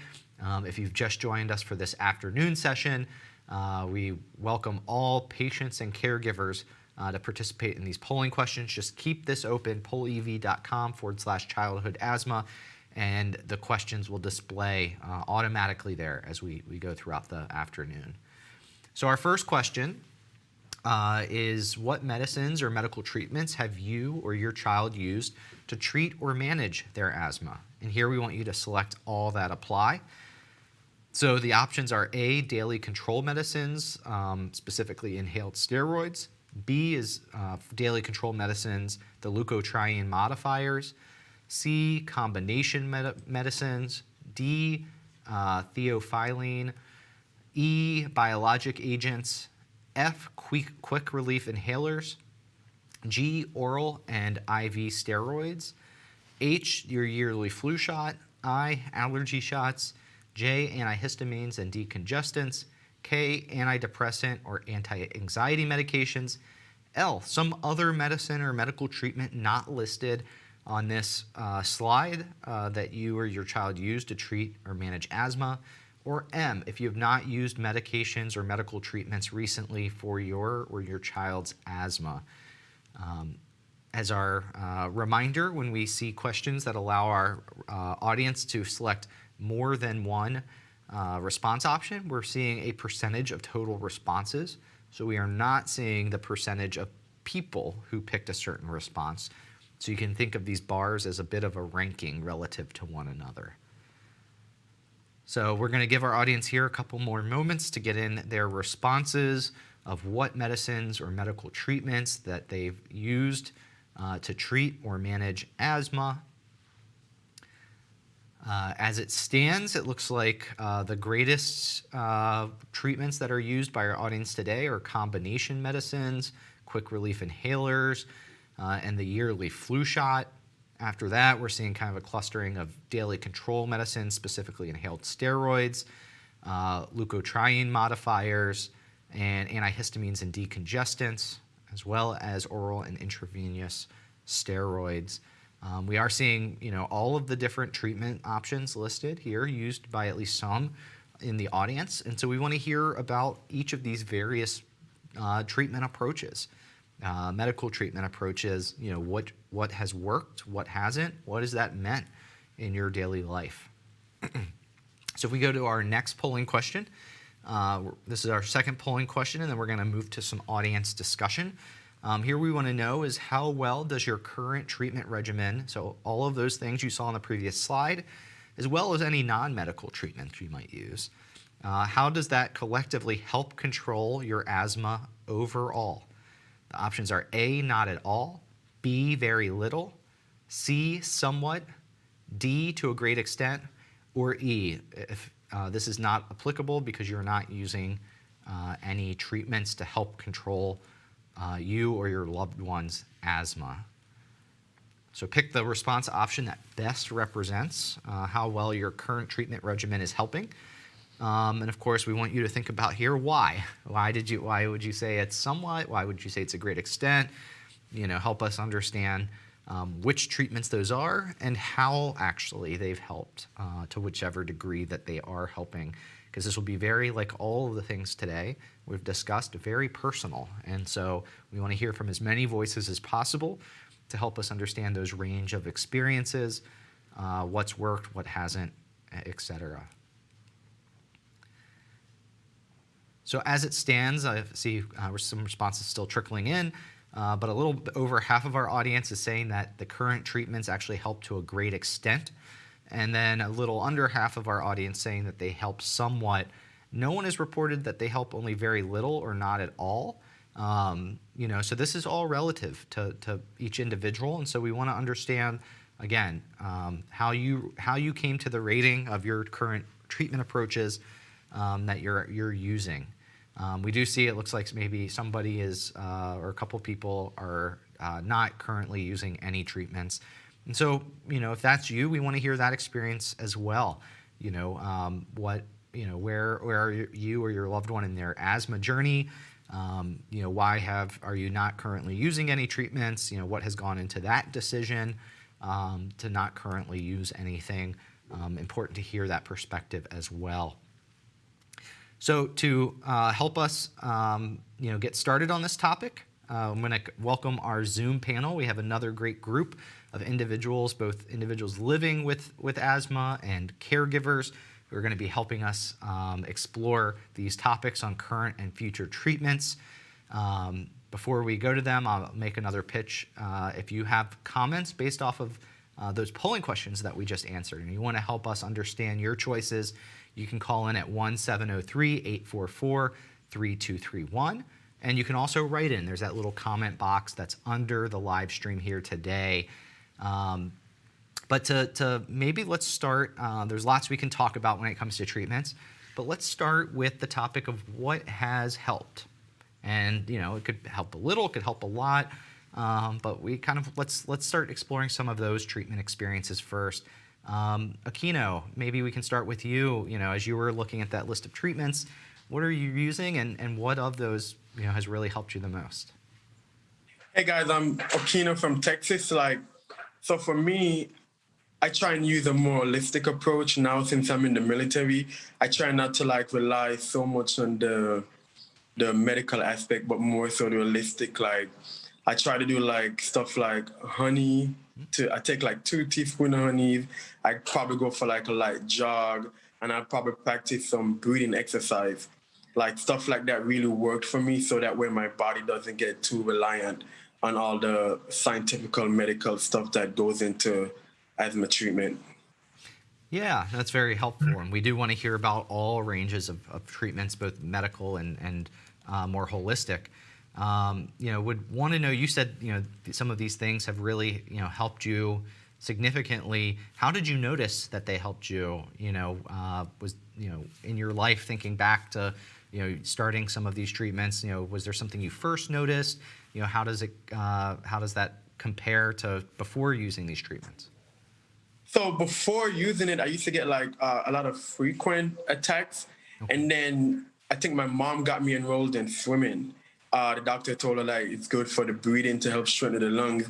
And then I noticed maybe 2 years afterwards, I wasn't going to the doctor as much, or I didn't need the inhalers as much, or the controlled one, or the quick relief ones as much. So I definitely saw it maybe within a year or two after not using the inhalers as much. Sure. And did it, you said you noticed it not as much. So, when you're talking about some of those, symptom onsets, was that, a daily occurrence and now it's, maybe weekly? Can you maybe help me understand the frequency? Yeah, sure. So it was a daily occurrence, and then it turned out to be a weekly occurrence, and then it become every other month or every 2 months, and then it started just getting better and better after that. Sure. Well, thank you so much for bearing with me. I think it's so helpful to, kind of probe and understand, what you've noticed and how that's what your experiences have been. And I'm glad to hear that that has been your experience, Aquino. So I'd like to ask Amanda and bring her into this discussion. Again, we're focusing here on, of thinking through, things you've tried or currently using, what seems to have helped the most. What has that, benefit looked like? Hi, I'm Amanda. I'm a mother of a child with very severe asthma, and we live in Connecticut. So we have tried many different treatment options, whether it's rescue inhalers, daily combination inhalers, prednisone. I feel like we've tried the gamut, duo nebs. Sometimes they work better than others. I feel like it's also it also depends on the situation, on whether the asthma is illness induced for my daughter, or whether it's weather related, or whether it's exercise induced. So yeah, can you maybe give me an example of how the treatment approach might be different based off of what the trigger is? Sure. Well, if it's illness induced, for example, you were pretty much on nebulizers around the clock when she gets sick, because anything in her lungs, her body has a harder time dealing with when her lungs are inflamed and she's having asthma issues. It's different because she's not able to return to normal activity. So if she is dealing with her asthma and it's illness related, she's usually wiped out. If it's weather related, she can't go outside, for example, to play. And she's 10, so it's a major impact on her quality of life. It does prevent her from participating in normal childhood activities. Yeah. So that's interesting, because I think it's actually a great point to make, which is sometimes, avoidance of activities and avoidance of triggers is actually the treatment approach. That's what it means, and as you just mentioned, it means that there's real limitations in daily life. So thank you so much, Amanda. I see we have a caller who wants to talk about a treatment experience. We have Monique from Miami, Florida, who wants to talk about her son's experience using Xolair. So I want to welcome Monique to the program. Are you with us? Yes, I am. Hi, how are you? Hi, welcome. I was wanted to talk about how my son Javen, he's been taking Xolair shots. He started off with every 3 weeks, and now it's every 2 weeks. He's been taking it since 2018. That was when he had a really, really bad asthma attack where he was in ICU. So they said he was old enough for the Xolair, and he gets those shots every 2 weeks now, faithfully. I do notice at one point we missed a week, and he was just having little asthma problems, but not major. So these Xolair shots that he gets is really great for him. We haven't had any hospital stays or ICU stays due to getting those shots, and we still maintain his regular inhaler in the mornings and at night. And most of all, educating him with what his asthma does to him really helps, because he's learning. He's now 13, so he learned how to maintain and learn how to take these on his own, because before he wasn't doing it as normal. And everything that he's allergic to also plays a big part in him having asthma attacks, along with his anxiety and ADHD. So we try to work around all of those things, along with making sure he get his pumps in the morning and at night, and seeing his pulmonologist every 2 weeks. Sure. No, this is great, Monique, and thank you for telling us about how your son's been using Xolair since I guess he was 10. Can you maybe think back to some kind of whether it's a symptom or maybe some activity in his life? Can you help me understand kind of where he was maybe when he was 8, 9 versus where he is today at age 13, in terms of that helps me understand how that Xolair and that rest of that treatment regimen is really working. Well, when he was between the ages of 8 to 10, he was playing tackle football, and he was playing baseball. He was into sports on a regular. Every season he would do something: baseball, football, basketball, playing outside. We had neighbors at one point with a dog. He's allergic to dogs. So if he's even around outside in the backyard, he will have a allergic reaction. Back then, his activities was more than what it is now. Now he's more, due to COVID, it kept him in, but he only plays football now. And we keep him away from things that can trigger his asthma. So not around pets. He's allergic to so much outside of the environment, milk, eggs, pork.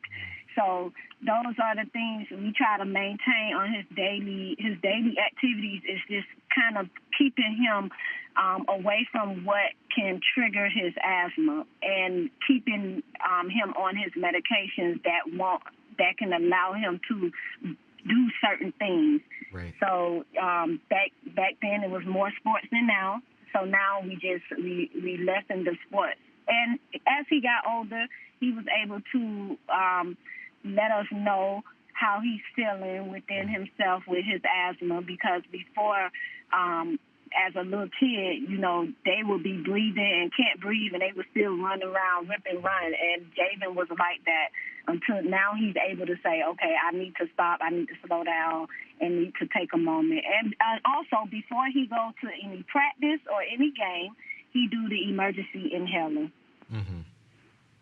Yeah. Well, Monique, thank you so much. It's I think I'm already seeing this theme emerge of, it's the medicines, but it's medicines combined with, lifestyle modifications, avoidance of certain, environments or activities. And it's really interesting to hear, how that also evolves with age and, more self-awareness and ability to recognize symptoms. So I want to continue to encourage you to call in and share your treatment experiences. Again, this is a broad net. We want to hear about that full range of not only those medical treatments, but other things as well. You can call in at 1-703-844-3231. But let's check in. I do know that some of you have already written in with some comments, so let's check in with Sanaz to see what we're hearing. Sure. On the topic of treatment successes, we've got 2 comments in.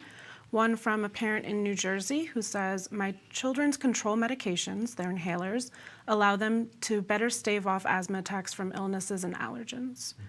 We also have a comment from Jeanette in Pennsylvania who says, my children take Singulair, and when they were younger, they used an inhaled corticosteroid.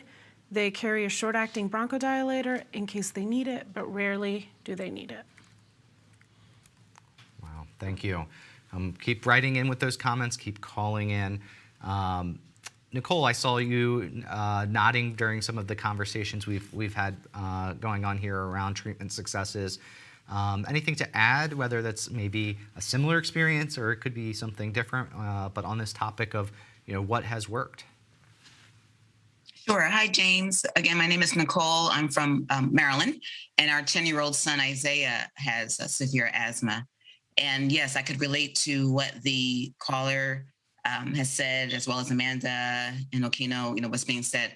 Our son was first diagnosed with asthma at 16 months old. And unfortunately, he was hospitalized 10 days and was intubated. And after that incident, during that incident, of course, the doctors used the steroids, the long-acting beta, agonist types of medicines, names I can't really remember. But fast forward to now, we use Symbicort, and it's doing really well with him.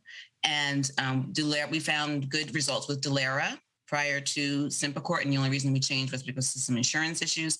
And prior to that, we were on Advair, which wasn't that great because Isaiah is very athletic, and we noticed when he's playing soccer, the Advair didn't do well with him. And once we made the switch to Symbicort, we saw the adjustment being made with him physically. So he's very athletic, and his triggers include colds and fever when his asthma gets aggravated. And that's about it right for now. Thank you. Yeah, well, let me ask you a little bit about that, because you mentioned that a couple of things that are helping now, and you notice that they're helping perhaps when he's, doing athletic activities. He's an athlete, likes to be active. But you didn't mention that a trigger of his is, kind of, doing exercise. So is it that these treatments are helping, prevent against some symptoms that would have impacted his ability to do activities? Can you help kind of connect the dots there a little bit for me? Sure. Honestly, Isaiah, his triggers are not physical activity. Right. His triggers are either bleach, certain smells and agents, as a cold or fever. So those have been his, and allergy season, 9 years ago when he first was diagnosed and hospitalized was September. And sure enough, every September, this month in September, he's always starting off with symptoms of allergies and sinus issues. And so those are, again, his triggers. We watch him extremely closely when allergy season, September, this time of year comes. And we used to give him Flonase, for his nose, but we do give him Singulair, 1 pill, and he gets the Symbicort 2 puffs in the morning and evenings. So again, his trigger is not necessarily physically induced or through exercise. He actually, we do give him albuterol before he plays any game or before practice. We used to have him take it at school before gym. We haven't implemented that for this school year yet. I have to touch base with the nurse on that. But we see him, doing really well in terms of his physical activity. Mm-hmm. And, So I can't say that I can relate completely to him being slowed down, with his physical activity due to asthma. Yeah. Sure. Hope that helps. No, that does. Thank you so much. And James, one of the things, sorry, I don't mean to Oh, cut you. no, One of the please. things you mentioned I do want to point out is September is a particularly challenging month for people with asthma. We call it the September asthma epidemic, and in fact, the third week is September peak week for asthma. So it's, the cold and flu viruses going around, it's back to school season, so it is a particularly challenging month for a lot of kids with asthma. Sure. Thank you, Sanaz. So I want to keep on this conversation of what we've noticed that's helped. Maybe we can come to LaJoy on this topic. When you were thinking back to that polling question, maybe something that wasn't even listed in that, what stands out to you as what's been most helpful? Yes. Hi, Sanaz. Hi, James. Hi, everybody. I'm LaJoy from Washington, D.C., and I am a caregiver of a 10-year-old child that has chronic lung disease. My child was born at 23 weeks. So she was 1 pound and 6 ounces. So that pretty much explains why we have, chronic lung disease, extreme asthma, underdeveloped lungs. So we've just kind of been through it all, outpatient, inpatient, hospitalizations, Pulmicort, Flovent. She's currently on Advair.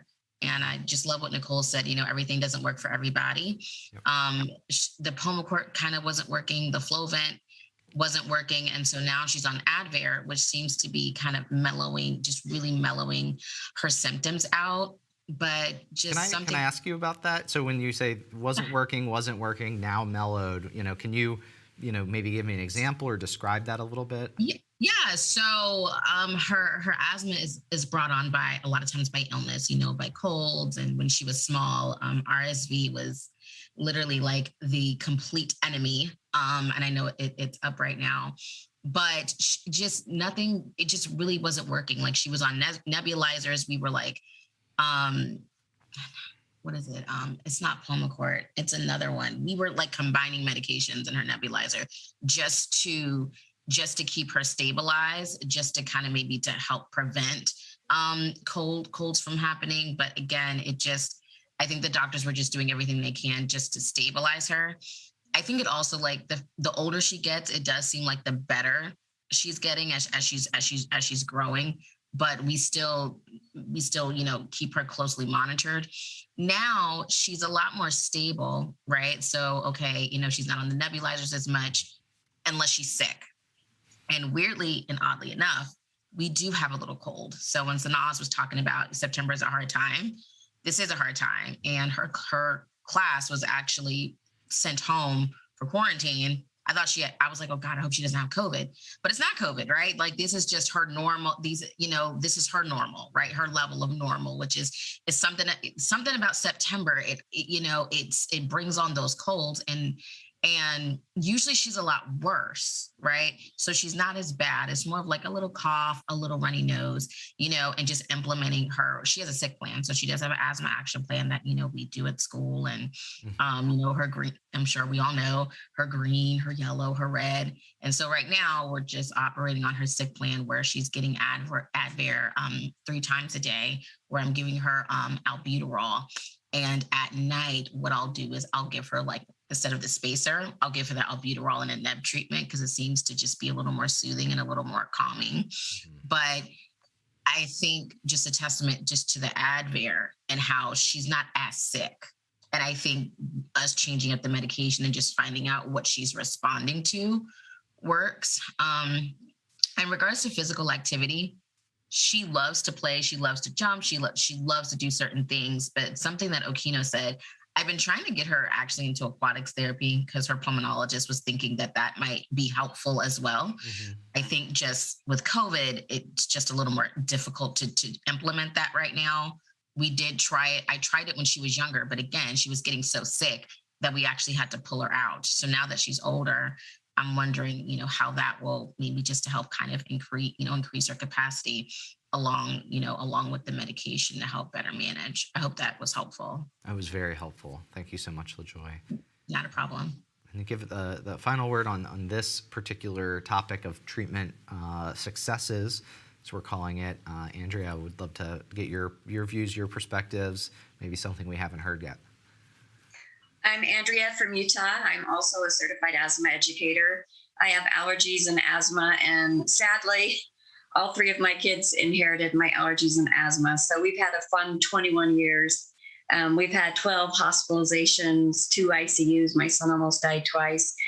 We've tried pretty much everything on the market. And when my kids were diagnosed 21 years ago, doctors didn't know as much about the different phenotypes and endotypes, so the different types of asthma. And it can be really hard to get the right medication for the right person. So for my 3 kids that are all adults now, all 4 of us, including myself, are on different treatments. So all 3 of my kids have done allergy shots. We've had anaphylaxis from allergy shots. And one thing with allergy shots, when my son with the severe asthma that almost died twice, when he started 2nd grade, he would have asthma attacks every day when school started. And we finally figured out, well, there's other kids in the class that have pets, and they bring the pet dander to school on their clothing. And so that was triggering asthma attacks. So we can't exactly ask all the rest of the students to get rid of their pets. That would go over really well. Talk about being bullied at school. So that's when he started allergy shots. And we had to do that with all 3 of our kids to protect them. We're all on daily controller medications. We all have a rescue inhaler. We have 3 different nebulizers, and I echo what everyone says. When you get really sick, or if you have a really severe asthma attack, nebulizer is the only thing that's going to cut it, because you literally can't inhale to use your inhaler. You just can't do it. You're not strong enough. I had a son, the one with severe asthma was on a biologic, one of the first ones to hit the market. He started that back in 2006. Literally, I feel like it was a lifesaver for him. He did that for about 7 years until he left for college. I had a daughter that was on theophylline. That really seemed to be one of the only things on top of everything else that worked for her. We've done oral steroids. We've done multiple rounds of IV steroids in the hospital.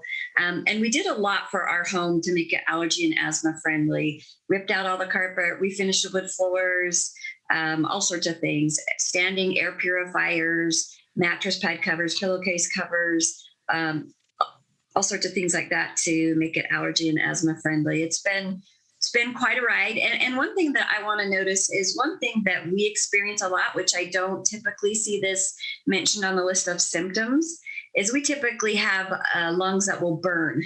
They feel like your lungs are on fire. And so typically for me, when I get really sick, and I ended up in the ER a couple weeks ago from the wildfire smoke from California, and that was my number 1 symptom, was my lungs were on fire suddenly out of nowhere. So that's one of the things that we look for. If that's decreasing, coughing's decreasing, we're not having nighttime awakenings, we're not having that tight chest feeling. Sure. So those are some of the things our family has experienced over the last 21 years. Yeah, no, a lot there, and thank you so much. I want to now broaden the discussion. We've talked about things that have helped, and now I want to talk about the other side of things, maybe things that have not helped that we've tried. We've heard a little bit about that so far, but maybe there's some other things that we haven't covered.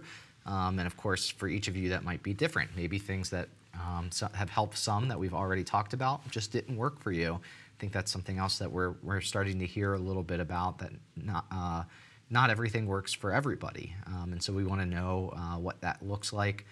The other piece to this is, even things that may work may come with some trade-offs, some downsides, whether that's side effects, the burden associated with, keeping up with the treatment regimen, or actually experiencing it, or maybe even barriers to, some of those treatment approaches. So to get us thinking about this kind of additional topic, as we're now still focused on what our current approaches to treatment, we're going to go to a polling question. So please pull your phones back out, open that tab, go to pollev.com/childhood asthma. We're going to focus here on a question related to treatment downsides. So here, we're asking you, what are the biggest drawbacks of your current approaches to managing asthma? And here you can select up to 3 of the things that represent those biggest drawbacks. So A, it's not very effective. B, there's a high cost or copay, or maybe it's not covered by insurance. C, there's limited availability or accessibility to the treatment. D, treatment side effects. E, too much effort and or time commitment related to getting that treatment. F, not convenient. G, some other drawback that we haven't listed here. Or H, this is not applicable because you or your child are not using any treatments. So again, we want you to think about and help us understand what are some of the biggest drawbacks to those treatments that you currently use or have recently used. We want to understand whether or not that's resulted in you stopping the drug or not using it, or maybe you still use it and you live with some of these drawbacks. We want to really understand both of those experiences. And one of the things to think about as you guys are answering this, and as we prepare for this part of the conversation, is that, since a lot of people have tried a lot of different therapies, a lot of different types of therapies, they might have different drawbacks. So think a little bit about that as well.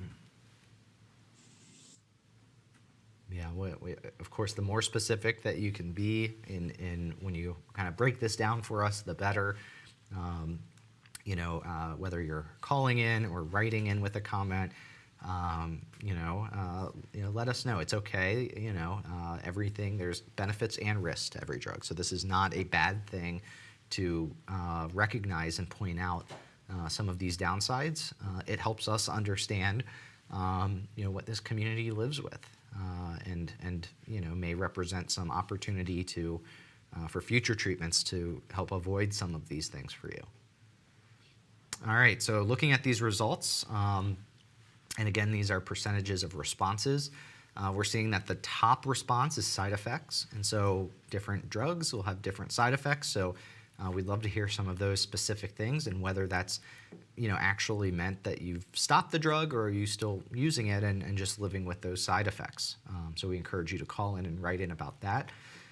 We see after that the high cost or copay not covered by insurance, followed by a range of topics like them not being very effective, requiring too much effort or time, and it not being convenient. And so, again, those things are going to look very different for different people. And so we want to know what that is. We see that everything here is in someone's top 3, including some other things that we did not list. So if you selected other, we'd love for you to call in, write in, share your experiences. So I'll use this time to let you know if you would like to share your experience. We can still, of course, cover things that have worked, but we're broadening the discussion now to some things that maybe haven't or have some drawbacks. You can call us at 1-703-844-3231. Again, that's 1-703-844-3231. And I actually see we have a caller, Kylie from Seattle, Washington, who wants to share her patient experience related to accessing treatments. So I'd like to welcome Kylie to the program. Are you with us? I am, yes. Thank you for having me. Welcome. Thank you. Yeah, so I just wanted to talk a little bit about my experience growing up managing asthma. So I grew up in a very small town. Small town, we don't have street lights, and it's like, 6th grade through 12th in the same building, like small town, just to give you an idea. And our family doctor, was the doctor for the whole town, and she was a nurse practitioner. And having severe asthma, like all of my siblings, all of us have asthma, all my nieces, nephews, everyone in the family.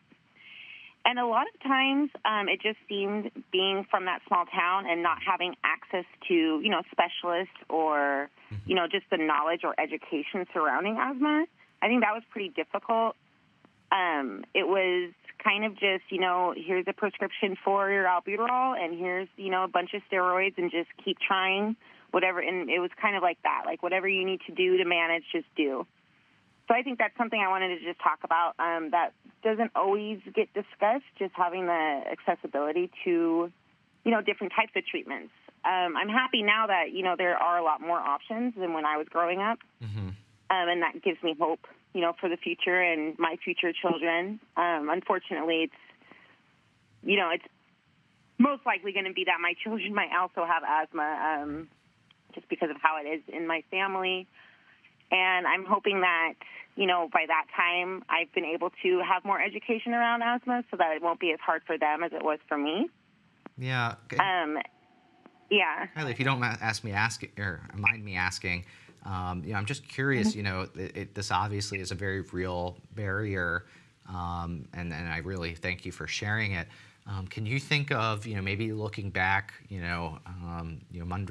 Monday morning quarterbacking it, so to speak, are there certain health effects that you or your family experienced that maybe could have been avoided, if there wasn't this barrier to you? Yeah, definitely. So especially because, when you're in a small town, a lot of it is, sports centered, both for my small town anyway. So we all were active. We were all athletes. And sometimes with some of the medications, we would be just given to try for our asthma, because there were times where we would quite literally have an asthma attack, at our track meet or during our basketball game. And the treatment option was really just, like take a break and take your Puffed or, try your Advair, which, in fact, I don't know if it's still the same one, but it was like a purple disc and it was powder and it was, just hurry and do that and get back to it. So I think a lot of times that kind of just affected a lot of our mentality too as kids, because it was hard to just have to be like that all the time. So I think mentally it was, a tough thing, especially going through those ages where you don't want to be, having to do that. So that wasn't great. Right. Yeah. I think things like that. And I think a lot of those types of things could have been prevented if there was just more knowledge around it, I think. Right. Just would have been helpful in general. Yeah, so knowledge not even within the healthcare community, but just the general, community, around you and your family. Yeah, our coaches understand, or being having some type of understanding about asthma, or our teachers and things like that, just because there was no talk about it. Sure. At all. Wow. So, yeah. This has been so helpful, Kylie. Thank you so much for calling in and sharing that. I want to encourage others to call in, of course, write in. There's that comment box under the live stream here. I actually have noticed that some comments have been coming in here on this topic of treatment downsides. So I want to check in with Sanaz. Sanaz, what are we seeing? Yeah, we've got a few comments in. So I'll start with Jennifer from Mechanicsburg, Pennsylvania. She says, my son Jamie started breathing treatments, a long-acting inhaled corticosteroid, and a short-acting reliever with chest percussion throughout the day. He hated his breathing treatments. He would scream and thrash each time I held the spacer to his face. Even though I noticed significant progress by adhering to his treatment plan, I began purposely forgetting and skipping his treatments just to not hear him cry. Because of my neglect to keep his treatments consistent, his lung health began dissipating once again. Another parent from North Carolina said, my child was so sick, even though her medicine had significant side effects, it was better than steroids she was on all the time. And one more, we'll have Cynthia from Illinois said, my child has to have a rescue inhaler and EpiPen on him at all times. He's on the autism spectrum and has much difficulty remembering things, so he forgets to bring them with him a lot. Yeah, I want to thank you all for writing in with those comments. I want to encourage you to continue doing so, as well as calling in. Of course, you can call in at 1-703-844-3231. So I want to bring this topic back to our Zoom panel here. We're talking about treatment failures, treatment downsides. Maybe we can start with Nicole. Nicole, what sticks out to you? Sure. When my son gets sick, we add in Qvar, which is actually a good medicine that we found works for him. And we start him on the nebulizer with the albuterol, every 4 hours and forth. So I get nervous when he gets better because he's like, oh, Mom, can I have a nebulizer treatment? And I'm like, well, you're not coughing anymore. And so he's asking for it. So I get nervous. Is he getting addicted to it? And so that becomes my concern. that he's a kid and he's not coughing and he's feeling better. And yes, he's asthmatic, but he doesn't need it. His breathing is good and it's visible that he's doing well. He's much better, but he keeps asking me for it. And so I get very nervous now that he may be getting addicted to it. And so that's one of my biggest downsides. And I think a failure of some of the medicines, because I really don't know for sure. I need to address that with the doctor. And then sometimes I'm thinking, well, maybe it just feels soothing, and I don't know what he's going through. I'm not asthmatic, so I don't know what he's going through, but, I hate it. And I just try to, empathize. Sometimes I will just, give it to him because I want him to be comfortable. And then I'll stop it when I see he's drifting off to sleep. But for the most part, I try not to do that. I know that's probably not a good thing to do. However, I'm being transparent here. And so, but it's not very frequent where after he's had a cold or something where he keeps asking for it, but there's been times where he'll just keep asking for it. And so that's probably one of the biggest downsides. And also I was going to say, I could relate to the caller, just that whole knowledge thing, folks not knowing and really understanding, and myself too. When he was first diagnosed, my knowledge on asthma was, to our detriment. And so I think that's definitely a downside. Maybe if the schools could implement some programs or something where folks can learn, the educators and everybody just learn as much as they can, about this condition, that would be great. Yeah. So maybe so I can just follow up on the point about here, he doesn't need the treatments. His symptoms are, currently, in a good place. But he obviously, whether, he's addicted or it's just kind of comforting because he's used to using it, or maybe there is some small soothing effect that he does need from time to time. What are your concerns with his continued use of those therapies? What is your concern of him using them all the time, maybe as much as he would want? Sure. Well, I'm concerned about his growth. And that's also a concern of his. He's always talking about his height. And earlier on, when he was a little guy, a smaller, a baby and a toddler, the doctors said, they asked about, my history and who's tall and all of that. And they said, oh, he's probably going to be tall. And that was before we realized he was asthmatic. Right. And I just want him to be whatever he was intended to be, whoever he's supposed to be. And I'm hoping that, these medicines are not keeping him, from growing and being, taller or anything else. I get concerned about the things that I can't see that are going on, inside of him, like his as I just mentioned, his growth. That's one main thing that I'm concerned about. What is it just doing to him overall, physically? Right. Yeah, thank you so much. LaJoy, as you're thinking about either things that haven't worked, treatment downsides, I want to bring you into this conversation. Yes, thank you. I think one of the downsides, especially maybe between when she was first born and when she was 7, she was on the nebulizer and she was receiving 3 medications in it, right? She was on Pulmicort, she was on Atrovent, and she was on albuterol, and she was on a sick plan. And it still was not working at all. And she had a spacer. So it just wasn't working. The only thing that would give her relief would be prednisolone, right? The steroid. And it got to a point where I was just oh my gosh, I just hate having to take her either into the doctor or into the pulmonologist or into ER, because the doctor has to prescribe that, right? But she was just it seemed like that was the only relief that she was getting. And I think I just kind of wish that she didn't have so many steroids, because one of the side effects was it was just making her just a little bit sluggish at school. Right. It was kind of just affecting with her attention span at school. And also too, she wasn't, it's she wanted to be active, but she would get kind of tired easily as a side effect of the steroid. And so I just found it kind of heartbreaking that even with 3 medications, around the clock, in this nebulizer, and it still didn't seem to be enough.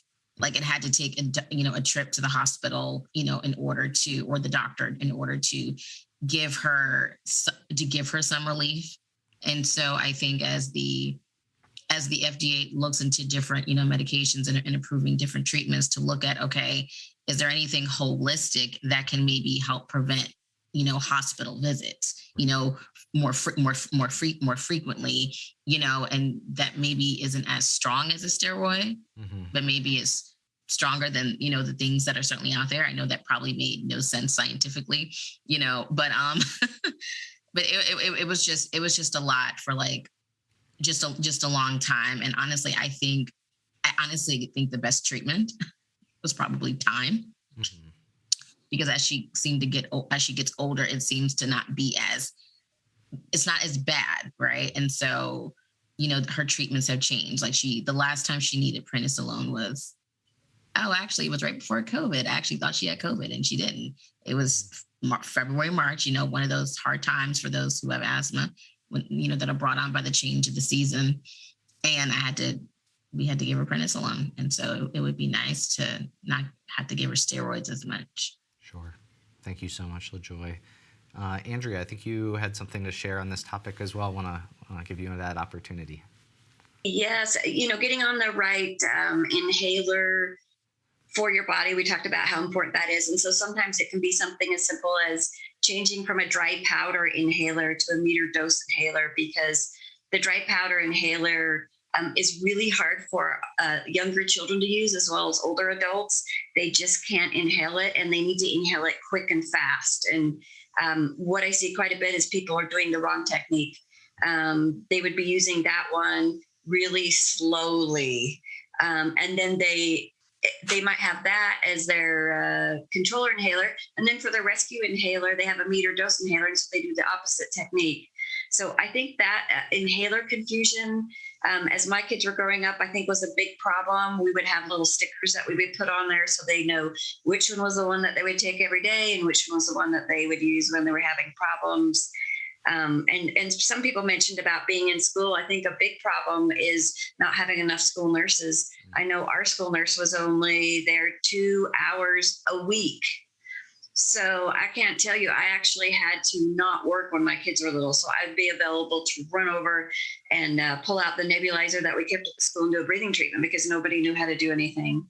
So those were a couple of different things. And I think another thing that really helps when people say that their medicine isn't working is really looking and making sure that they have that proper inhaler technique. About 90% of people don't.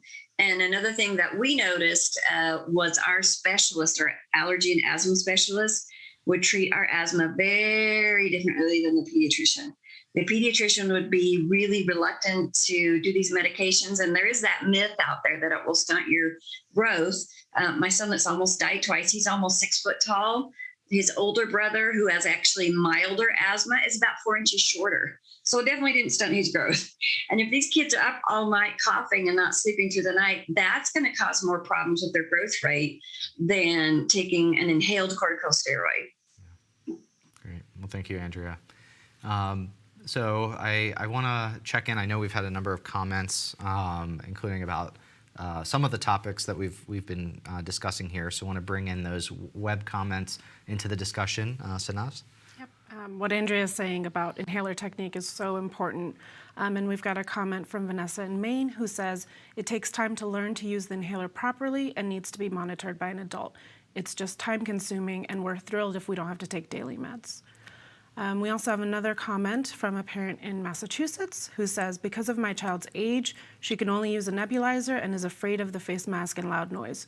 Also, it takes a long time to finish the treatment. Wow. I want to continue and encourage you to keep sending in those comments. It's so good to hear multiple perspectives, the things that are common. It's important to hear that, people are facing some of the same challenges, of course, with your personal take on it.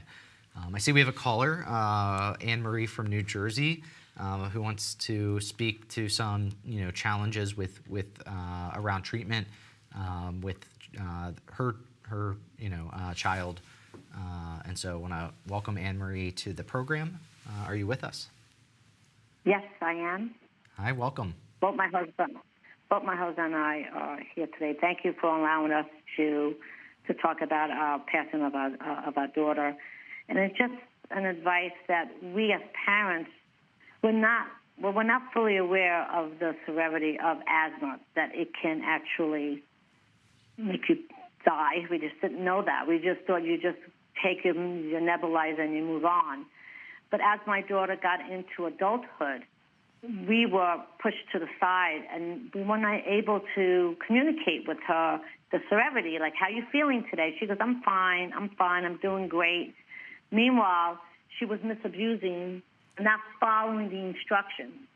And as I listen to the commercials now that they're all over the place, which is amazing, you become fully aware of the commercials, they doesn't say that stopping the medication can cause harm. Clearly. It doesn't say clearly. And the harm came to her is because she stopped, she was using it on and off or too much per day, and I did not know. So she could inhale 6-7 times a day, and then one day she only does it one time. I feel that it had weakened her lungs, and it weakened, and that's what gave her the collapsed lungs during the wedding and then caused her cardiac arrest. I wish that doctors were able to talk to us and tell us the different avenues you can go down when you take the medication the right way and when you don't take the medication. Because of the cerebral palsy that my twins have, we were on them from morning to night with therapy. I looked through everything to make sure they could become independent. Surely that would have been the same process I would have done with asthma, but I was left in the dark. And do you want to say anything, Larry? So that's, for parents, it doesn't matter what age your child is, you have to open that communication line. And with the doctors as well. I think I should have been in that office with her, regardless of her age. Yeah. I would have been more vigilant with it. And that's my comment. Yeah, no, Anne-Marie, and thank you for those of you who were with us earlier in the day. Anne-Marie was one of our panelists. And so I want to thank you for also calling in and sharing this. So it sounds like not only, an important downside of treatments is that, if not used properly, that they actually can cause harm. And that's something that, obviously for you all and likely others is not well understood.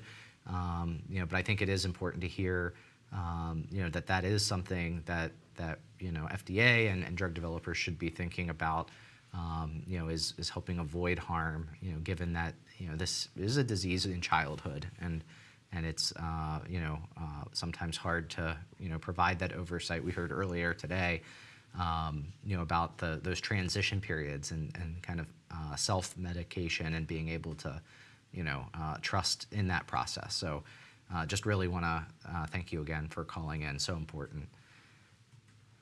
I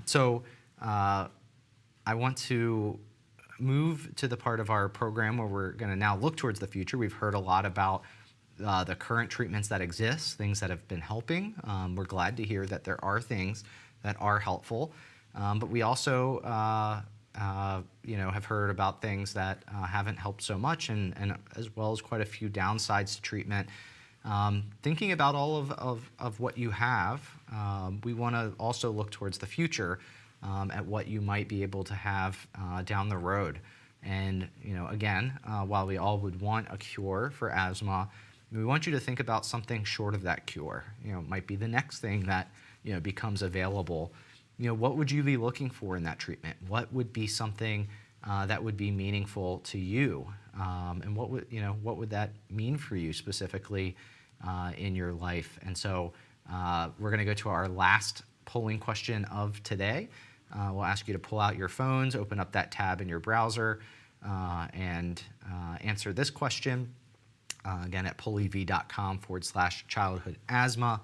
About what you're looking for from new future treatments. So the question specifically is, which of the following aspects of your or your child's asthma would you rank as most important for a possible new drug or device treatment? And you can select up to 3 different options here. We want to know if A, you would rank improving breathing as most important, B, helping with wheezing and coughing. C, allowing for increased level of activity. D, help with symptoms of allergies. E, reducing fatigue or tiredness. F, helping with mood changes like depression or anxiety. G, slowing or stopping the progression or the worsening of the asthma. Or H, some other aspect of your or your child's asthma that you would rank as most important for a possible new drug or device treatment. And again, you can select up to 3 options here.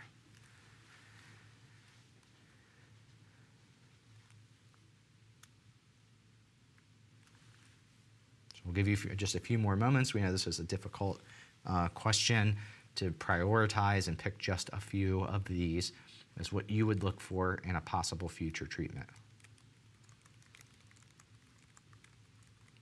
And as the results come in, I think we're seeing some of these match up really well with the previous polling questions on what their biggest health concerns were, particularly around breathing. That's right. We're seeing, the number one ranked most important aspect for a possible new treatment being to improve the breathing itself. Of course, we heard loud and clear from the audience this morning that breathing and impaired breathing, has such a cascade effect on so many other health issues and activities. After that, we're seeing the next kind of priority for this community being slowing or stopping the progression of the asthma. We heard about that worry earlier this morning as well, so we are seeing some alignment there. After that, we're seeing helping with the wheezing and coughing, as well as allowing for increased levels of activity. But really everything here is in somebody's top 3, and if anything, that may be my biggest takeaway from the day across all of these polling questions is that there's so many different impacts, and now we're seeing it as we're looking towards the future, so many different treatment goals. So I want to thank you for participating in the polling. You can now put those phones away for the day. That's our last polling question. But now let's talk about what we're looking for. We want you to call in and share your preferences for future treatment. What is important to you? Another way to think of this is, if you were being offered, a new treatment, what would be the questions you ask? What would be, the key considerations for you? I want to invite you to call in on this topic. Again, it's 1-703-844-3231, 1-703-844-3231. And you can also write in using that little comment feature under the live stream on the webpage today, and we'll try to read those comments as well. But to get us started, I want to check in with Aquino. We haven't heard from you in a little bit. Want to get your thoughts, if you have anything to add to the discussion we've been having about current treatments, but also see, if you have thoughts about future treatments. Hey, thank you again. So I just want to add to the previous caller, what the caller just said about not fully understanding and how to treat or take care of a person with asthma. It kind of takes me back to... Oh, I think we lost Aquino there. We've got you back. You can keep going. It kind of take me back to, so back when I was a kid, the doctors prescribed 2 inhalers, one Ventolin and one Becotide, right? But then after leaving the hospital, I will then be placed back into an environment where the sugars was high.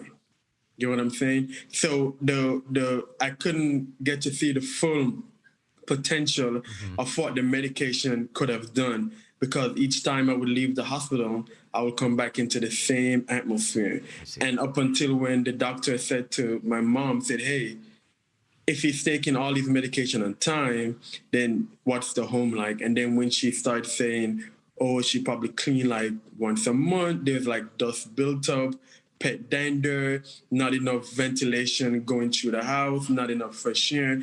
And then when she eliminated and work on all those stuff, then you start to see the treatment starting to work to its full potential. So I just wanted to add to what the caller was saying. Yes. Like as a part of treatment, I think education on the sickness is also good.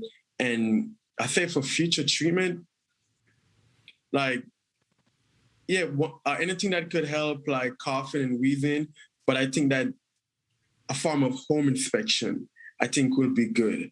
like if patients keep coming, about the same issue, like what's going on at the root of the problem that we can work on, so the medications can work to their full potential. Yeah, thank you so much, Aquino. I think that's, it's kind of a lot of where we're at now. We're seeing the flip side to some of what we've talked about before, where we heard very early in this session that, those that have had treatment successes, it was medicines when combined with some avoidance kind of lifestyle changes. And so I'm hearing you loud and clear that, one limitation of current treatments is that, it can't fully overcome the environmental factors, and so that needs to be continued to be prioritized. We can't assume that that's going to be the case for everyone, that they're going to have that in the home life, school life, community life. So thank you so much. Want to see what our Zoom panel also has to think about future treatments. I want to check in with LaJoy. As you were looking at that polling question, maybe something on there, maybe it was, something that wasn't listed. What is your, key treatment goal for the future? Yeah, I just think having like a holistic treatment, right? So something that doesn't have a lot of side effects.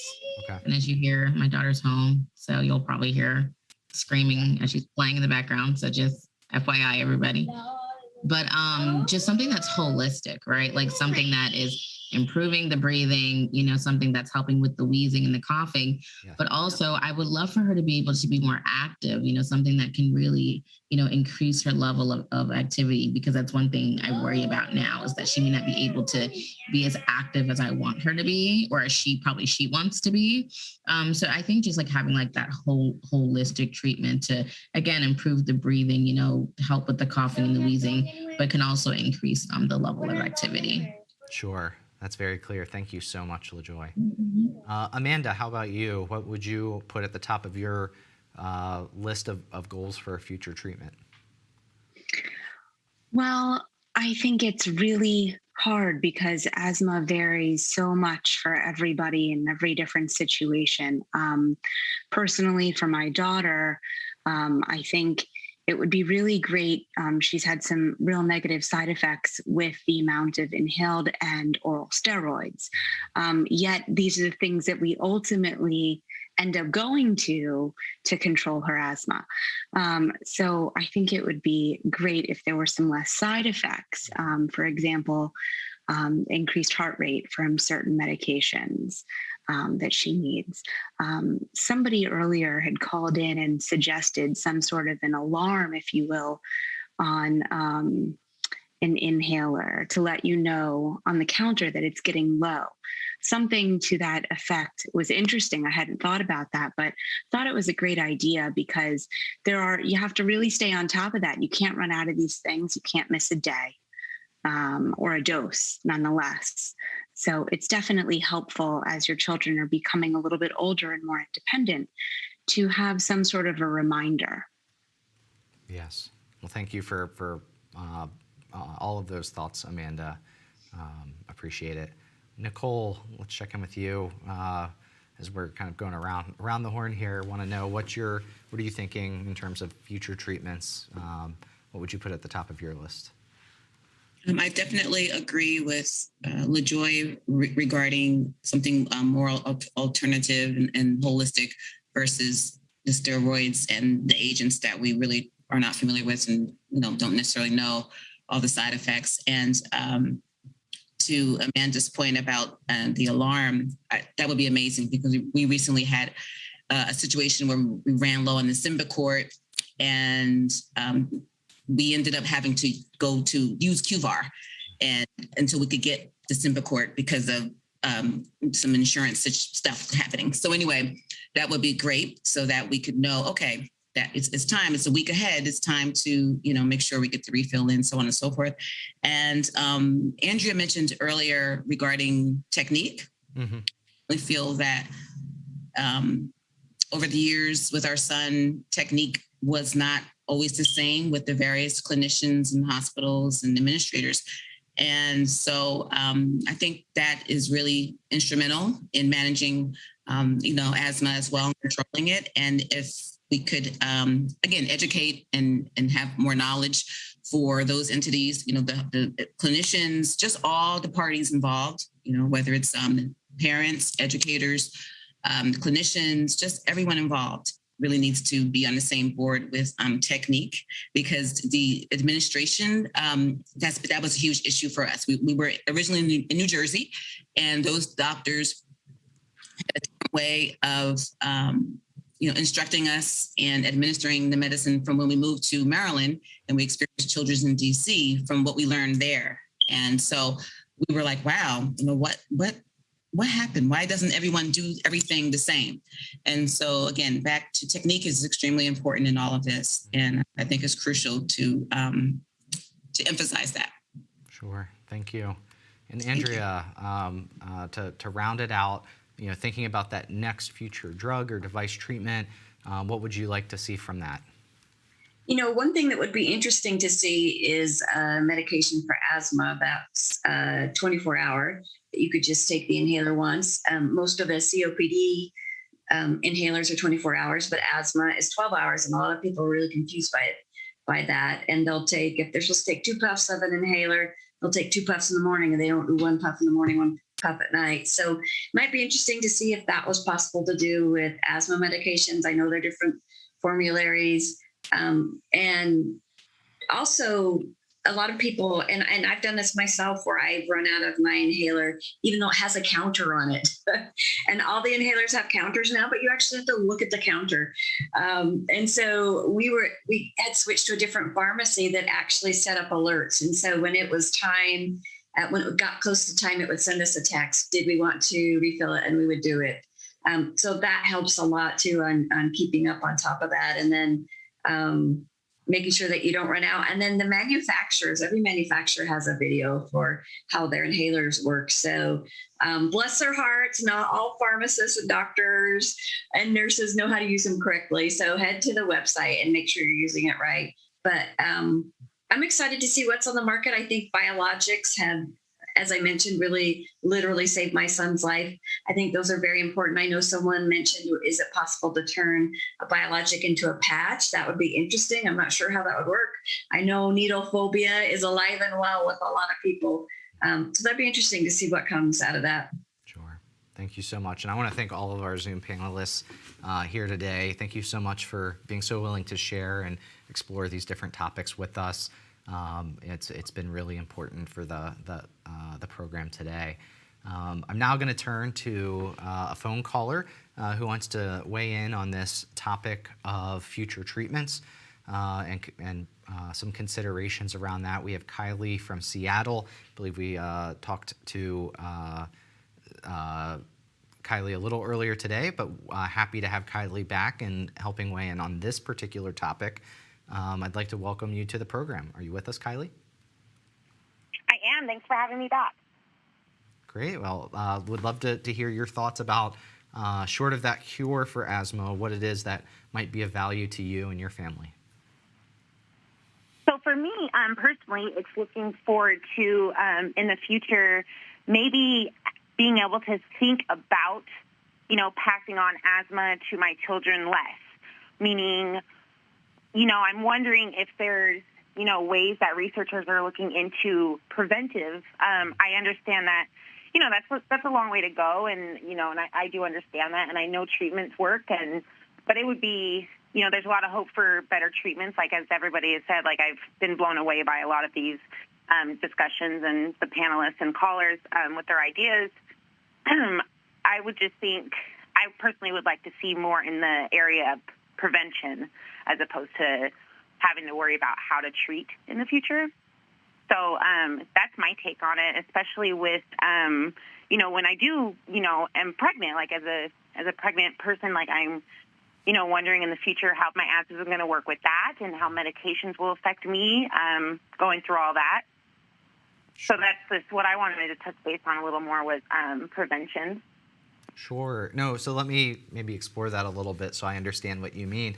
So if you have a child and, they're at risk of asthma, you would want you'd be open to them taking a treatment at that point that would help that prevent the onset of these symptoms and health effects that we've been talking about today?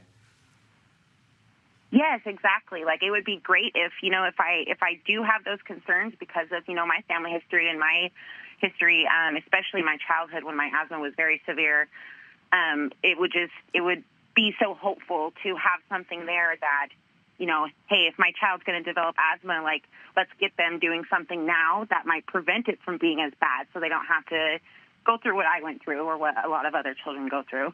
Yeah, and if it could, and I'm just totally probing here, this might not be relevant, but if it could help prevent maybe some of the more severe outcomes like hospitalizations and need for nebulizers, but maybe, still wasn't able to prevent, maybe some of the more mild to moderate, symptoms, some of the tightness of the breathing pathway, some of the other, symptoms in daily life, would that be a value to you as well? Oh, definitely. That would be a huge value because then it's less missing school for hospitalizations. Like, that was always something that it was always so hard for me and especially for my sister too to go through, is having to be out of school, missing that classwork, missing like just being in school in general. So if I was able to give my child a chance to not have to have those such extreme, severe asthma attacks, then that would be very, very helpful, and I would do that in a heartbeat. I would try. Sure. Are there specific, symptoms that, even something that prevents, I'm trying to figure out a way to ask you kind of what it would be the minimum that you would need to see from that future treatment. You've mentioned avoiding some of the most serious things would, of course, be really helpful. Maybe where would you draw the line? Where would you say something is kind of, no better than the status quo? Right. So I think too, with that is like a lot of accessibility issues as well. So I've really enjoyed hearing some of the stories about, the different treatment options people have been able to have. And I'm hoping that in the future, a lot of these options are just more accessible because in my experience, it's not always the case. Like I shared before, being from a small town, we didn't have a specialist. That wasn't a thing, for us. So I'm hoping that, when we do have these areas that, there aren't so many options, it's just more of like a widely known, range of things that you will be able to do. Right. So that's what I'm thinking more of, like, if my child is most likely going to develop asthma, what can I give them now? Like, what in the way of an inhaler or something I can give them now to prevent it becoming so severe? Sure. Well, I don't know if that answered your question. It really does, and I thank you for bearing with me. I know it's kind of a little abstract to think about to some degree, and you've been so articulate. So, Kylie, thank you so much. I want to give the last word on this topic before we start to move to close today's program. To those of you who've been writing, and I've seen Sanaz, wading through some of these written comments. So let's check in and see what we're hearing. Sure, and I'll finish off with a few comments. So we have Tanya who says, for future treatments that are easier to use than inhalers, with fewer side effects like mood or sleep disturbances than with Singulair or OCS, which is oral corticosteroids. Better routes of administration than inhalers or injections due to fear of needles, something we've heard about from a few of our Zoom panelists as well. I'll read a comment from Melanie in Washington State, who says we need proven technologies or devices that can effectively block or filter out the air pollution from entering our homes and lungs. And then continues, for asthma treatments, are some better to treat asthma induced by smoke than others? Does the dosing need to be adjusted during wildfire events? Also, exposure to air pollution has been shown to cause asthma development in children. Could a future treatment reverse the harmful effects of air pollution before asthma develops in a child? So somewhat similar to what the caller was talking about as well. Yeah, but I think so valuable. Another thing that has stood out as we've worked throughout the day to day and heard from so many people is that there really is such a strong interplay between environment and activities and treatments, and that they really go hand in hand. So having treatments that help, counteract or focus on those environmental triggers, do represent important potential treatment approaches. So absolutely. Yeah, Melanie, very insightful. Thank you. So at this point, I want to thank everybody who has called in, written in, or served as a panelist of one sort or the other. As your moderator for today, I can't tell you, just how impactful this has been for a condition that so many of you have described as, those in your community, in your schools, even in your own families, not really appreciating and understanding what goes into the symptoms and the health effects, or even, how, burdensome and cumbersome treatment approaches really can be. You all have done a tremendous job today to help the world understand what it is that you're going through. And as someone that, formerly worked at the FDA, I know that the input you've provided today, could be so valuable to help drive innovations that can really, help with these things that you've helped us understand and even prioritized for us a bit. It's no small task focusing in on some of the negative aspects of living with asthma. This is a community that perseveres, and I heard that loud and clear. And so to have you all not only share what's working, but also where you need help, and pulling back that curtain on what it is to live with childhood asthma. I just have to commend you for that, and thank you so much again as your moderator for today. So now we're going to move to the part of the agenda where we're going to start to close out the meeting, and as part of doing that, there's the impossible task of trying to summarize what we heard today. But fortunately, we have Tanya Winders, who's the president and CEO of the Allergy and Asthma Network, who's going to be providing those summary remarks. So welcome to the program, Tanya. Take it away. Thank you, James, and thank you, Sanaz. What a day this has been. We began by hearing the staggering impact of childhood asthma for over 6 million kids who are living with this chronic disease, and the millions more fearful yet hopeful parents and caregivers who are simply praying that their child outgrows these symptoms and condition. But the truth is, they won't outgrow it. The truth is, asthma is a chronic condition with a lifelong sentence. The truth is, approximately 10 people will die today from asthma alone. And the truth is that the burden heard here today is mind-blowing and absolutely highlights the unmet needs in childhood asthma. First, we've heard unmet needs in prevention, concerns from people like Charmaine and Andrea asking what are the genetic and environmental factors that are driving asthma. No one should deny the disparities that have been displayed throughout our meeting today. What we have seen reflects that African American kids are 2 times more likely to have asthma and 10 times more likely to die from this disease. Unfortunately, it's no better in Latinx communities, where over 20% of Puerto Rican children live with asthma. We implore the FDA to continue to research the atopic march, help us prevent asthma in the early years of life, especially for those living in our most underserved communities. Next, we've heard the unmet needs in diagnosis. Stories like Ryan, who experienced 16 years between his initial diagnosis at 2 and his new specific phenotype-based diagnosis of eosinophilic asthma at 18. But what about the non-eosinophilic asthma kids? What about the kids who never get access to spirometry or valuable diagnostic tools like fractional exhaled nitric oxide? How do we continue to innovate in the space of diagnosis in asthma? Then we also heard so many express the unmet needs in treatment. I'm reminded of Reagan, Shreya, and Max, who so articulately shared the side effects of treatment. Side effects including mood disturbance, sleep disturbance, weight gain, bone loss, topical steroid withdrawal. All of these conditions are so impactful to children's long-term health. It's not just about until they're 18. What happens beyond that time? And are the current treatments enough?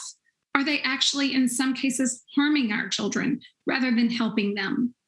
We ask FDA to explore new routes of administration beyond inhalers, beyond injections, and to consider the massive comorbidity impact on children like Key, which make our treatment regimens so much more challenging in asthma. We've also heard unmet needs in long-term management and progression of the disease. Javon, Shiv, and others have wondered alongside us, what is the long-term damage that this disease is doing to my lungs? What about the countless ER visits, hospitalizations, and ICU stays, and the side effect of the treatments that I'm withstanding during those stays? At the end of today, I really want to stop and just say thank you to each and every one of the speakers who have shared their heartfelt stories. Stories like the Igborikis family and the Rivers family, who shared the sentiment, I just want to be a normal kid. I want to play soccer. I want to run outdoors. Or like Nicholas, who said, I just want to spend a day at the beach. I want to thank those inspirational testimonies from kids like Reagan and Max, who share the frustration of the side effects of oral steroids and other treatments, who share the desire to go to school, even when asthma forces them to miss over 40 days in a single year. And I want to thank the parents, the pleas of parents like LaJoy, who are running out of treatment options. And it is these stories that have brought us here today to be so impactful and to help us share with the FDA the burden of this disease on our community. The truth is, no child should be forced to avoid playing outside or going to the beach. No child should be sidelined or made to quit playing a sport that they so dearly love. No child should live with the constant anxiety or isolation due to childhood asthma. No parent or caregiver should have to leave their career or live in fear of the 2 a.m. phone call from college saying, Mom, I can't breathe, like I experienced with Caleb in 2018. Nor should they be left guessing if the next time that their child crashes will be the last. No family should experience the loss of a child or loved one like that we heard of the Del Principe family on her sister's wedding day. Yes, our community would love a cure, but until that time, we implore the FDA to prioritize childhood asthma by advancing research and expediting reviews of new treatment solutions that help us simply breathe better together. Now I'm going to hand it back over to the studio. Thank you for the opportunity to be here. Wow, Tanya, thank you so much for that comprehensive and impressive summary of the day. I know James mentioned that was an impossible task, and you did great, so thanks so much for that.